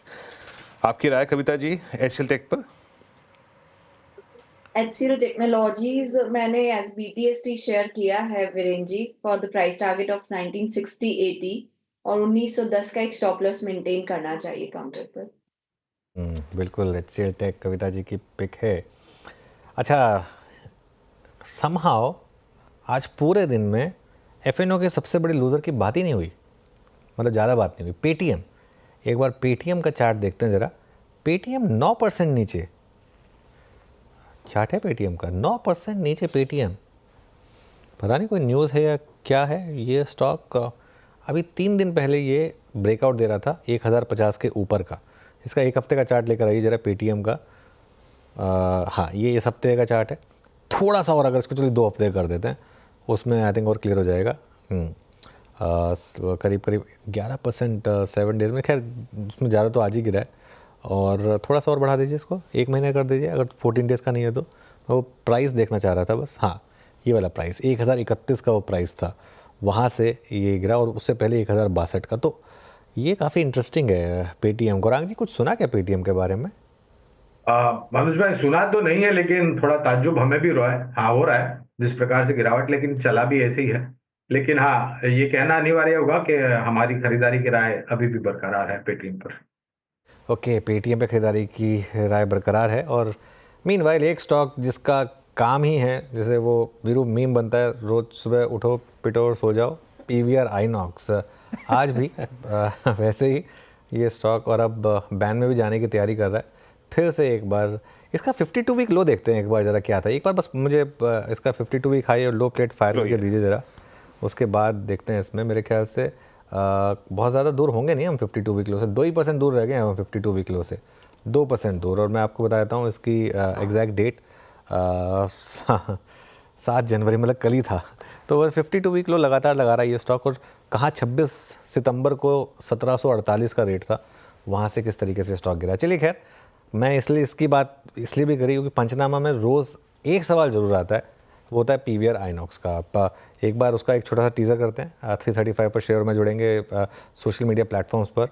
श्रेया बताइए क्या सवाल है आज? सर बहुत इंटरेस्टिंग सवाल है, ध्यान से सुनिएगा। कुलदीप जी, तो कॉन्ग्रेचुलेशंस, काफ़ी अच्छे प्रॉफिट में बैठे हुए हैं। इनके पास MRF है 4500 पर 50 शेयर्स, रिलायंस है 500 शेयर्स 300 पर, और आयशर मोटर्स है 100 पर 500 शेयर्स। अब इनको पैसों की ज़रूरत है, अमाउंट इज़ 5 लाख। कौन सा बीच है? क्या नाम बताया इन्होंने आपका? कुलदीप चौधरी। कुलदीप जी, मतलब अब क्या ही बोलूँ मैं, आयशर मोटर्स और रिलायंस और MRF, अब बड़ा कठिन सवाल है क्योंकि सारे के सारे शेयर्स इतने ज़्यादा पैसे बनाकर आपको दे रहे हैं। तो मेरे ख्याल से अगर आपको पैसे की ज़रूरत है या तो हार्ड एसेट ख़रीदने में, या फिर जैसे कहते हैं ना कोई शादी वादी करनी है किसी की, या एजुकेशन वगैरह, तीनों को इक्वल प्रोपोर्शन में बेचते हैं जो तीनों आपके शेयर्स हैं, क्योंकि किसी एक को भी पिक करना बेमानी होगा। इन तीनों स्टॉक्स ने जिस तरीके के रिटर्न्स जनरेट करें, तो ये मेरा व्यू होगा Shreya. And all the best आपको, और जो लोग दर्शक बाकी लोग सुन रहे हैं, power of holding good equities, अगर आप होल्ड कर पाएँ इक्विटीज़ को तो इस तरीके की वेल्थ बन सकती है। MRF के 2-3 बेच देंगे वैसे क्या बोलूँ, अगर ये सवाल आपने मुझसे कल पूछा होता तो मैं कहता कि पूरा MRF बेच दीजिए जब तक वो विराट कोहली उनके एम्बेसडर हैं तब तक, लेकिन फिर मैं सोचा चलो थोड़ा ज़्यादा हो जाएगा। हाँ ठीक है सर, दूसरा सवाल भारतीय एयरटेल पे। आज पिक्स भी हमारे गेस्ट ने दिए भारतीय एयरटेल पे, तेजी है इसमें 1% से ज़्यादा। क्या लग रहा है सर आपको भारतीय एयरटेल में क्या? आई थिंक भारतीय एयरटेल एक ऐसा स्टॉक रहा है जिसने पिछले 2 साल से हर डिप पर बाय करने वालों को पैसा बना कर दिया है। इस बार की डिप थोड़ी ज़्यादा आ गई है, लेकिन 1800 के करीब का इसका हाई था। आई थिंक जो इसने 3 या 4 महीने पहले बनाया था, उसके बाद से वो डेटा पॉइंट्स आने शुरू हुए थे जिसमें ये निकल कर आया था कि ये जो इनकम्बेंट्स हैं ये मार्केट शेयर लूज़ कर रहे हैं। हाँ, ये वाला चार्ट था। तो उसके बाद थोड़ा सा स्टॉक गिरा है अपने हाई से, 1780 का हाई था वहाँ से। लेकिन मेरा ये मानना है कि ये आपको अच्छे रिटर्न्स देता रहेगा अगर ये कोर पोर्टफोलियो स्टॉक है, उस तरीके का स्टॉक है। चलिए बाकी की डिस्कशन जो हमारी होगी मार्केट का पंचनामा में कुछ ही देर में 335 पर जब मार्केट क्लोज होगी, उसके बाद मार्केट ग्रीन में नहीं बंद हो पा रहा है। लेकिन यतिन ने कोशिश पूरी की थी कि अपने बर्थडे का थोड़ा सा उसको क्रेडिट लेने का, लेकिन हो नहीं पाया। हल्के से लॉसेस के साथ बंद हुआ, लेकिन फिर भी इंट्राडे में शानदार रिकवरी रही। 23,496 का लो था, तो कुल मिलाकर 200 पॉइंट की रिकवरी के साथ निफ्टी बंद हुआ। तो इंट्राडे में मार्केट ने आपको 2 स्विंग्स दी, एक 250 पॉइंट नीचे की, दूसरी 200 पॉइंट ऊपर की। इस तरीके की आज मार्केट में 2 स्विंग्स रही। और आज की स्विंग्स में एक चीज़ क्लियर थी, आज ऐसा नहीं था कि बहुत ज़्यादा इंट्राडे में बार बार मूव्स आए। एक मूव नीचे की तरफ, एक मूव ऊपर की तरफ, बस 2 मूव रहे मार्केट के लिए। चलिए वॉल पर चलते हैं और समझते हैं आज की क्लोज को। 20 पॉइंट नीचे निफ्टी, 350 पॉइंट नीचे बैंक निफ्टी। यहाँ दिक्कत थी, निफ्टी आईटी में शानदार रिवर्सल था सुबह के मुकाबले, और इसको पूरा लीड किया था TCS ने। करीब 2-3% ऊपर ये इंडेक्स बंद हुआ। मिड कैप्स में आज ब्रूटल सेलिंग प्रेशर था फिर से एक बार, और स्मॉल कैप देखिए आप ऑलमोस्ट 2% के करीब। यहाँ रिकवरी नहीं आई स्मॉल कैप में, एडवांस डिक्लाइन खराबी रहा। 731 बढ़ने वाले शेयर, 1700 गिरने वाले शेयर इस समय आपको क्लोजिंग में दिखाई देंगे। चलिए अब आते हैं जरा हीट मैप पर, मतलब सेक्टोरल ब्रेथ पर। और सेक्टोरल ब्रेथ में आपको क्लियरली दिखाई देगा ऑयल एंड गैस 1.5% ऊपर, ये पूरा रिलायंस का कमाल। निफ्टी IT 0.5% से ज़्यादा ऊपर, और FMCG 0.5% से थोड़ा कम ऊपर, और PSU इंडेक्स ये भी थोड़ा ऊपर रहा। ONGC का मेनली कमाल था यहाँ पर। बैंक निफ्टी वीक था, 0.8% के करीब फिनेंशियल्स वीक थे, 0.7 बैंक निफ्टी और 0.8 PSU बैंक निफ्टी। मेटल्स भी 0.8% नीचे, फार्मा 1% नीचे था आज, लुपिन काफ़ी गिरा था आज, कैपिटल गुड्स 1.5% नीचे था, और रियल्टी यानी कि रियल एस्टेट इंडेक्स 0.5% नीचे ट्रेड करता हुआ दिखाई देगा आपको। चलिए अब जरा निफ्टी का हीट मैप लेकर आइए और देखते हैं किस तरीके के मूव्स रहे। पहले चलिए गिरने से शुरुआत करते हैं, यहाँ थोड़े से अच्छे नाम हैं। ITC, ONGC, Asian paints, TCS, Reliance ने बहुत शानदार गेंस दिखाया आज और सपोर्ट किया मार्केट को।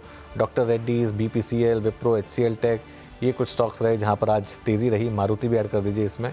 और जो स्टॉक्स नीचे थे उनमें अपोलो हॉस्पिटल्स करीब 4% नीचे था, trend 3.5%, Shriram finance, UltraTech cement, Adani ports, Bajaj auto, BEL, Larsen and Toubro, ICICI bank, Tata steel और हीरो मोटोकॉर्प, ये कुछ स्टॉक्स थे जहां आज थोड़ी सी मंदी रही। लेकिन कुल मिलाकर यही कहना होगा कि मार्केट की क्लोज रिलेटिवली काफ़ी अच्छी थी कंपेयर टू जो एक समय पे आज इंट्राडे में दिखाई देती है।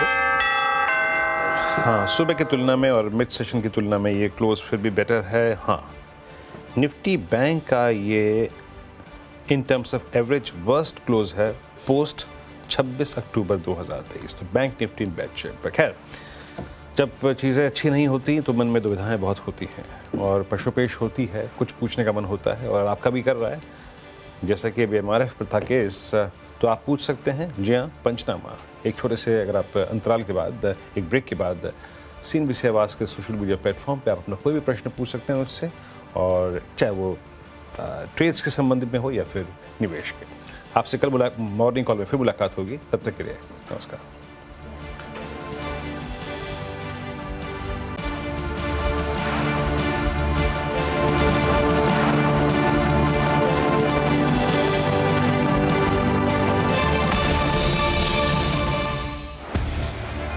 निर्मला सीतारमण का ये बजट स्टॉक मार्केट के लिए होगा मेक और ब्रेक।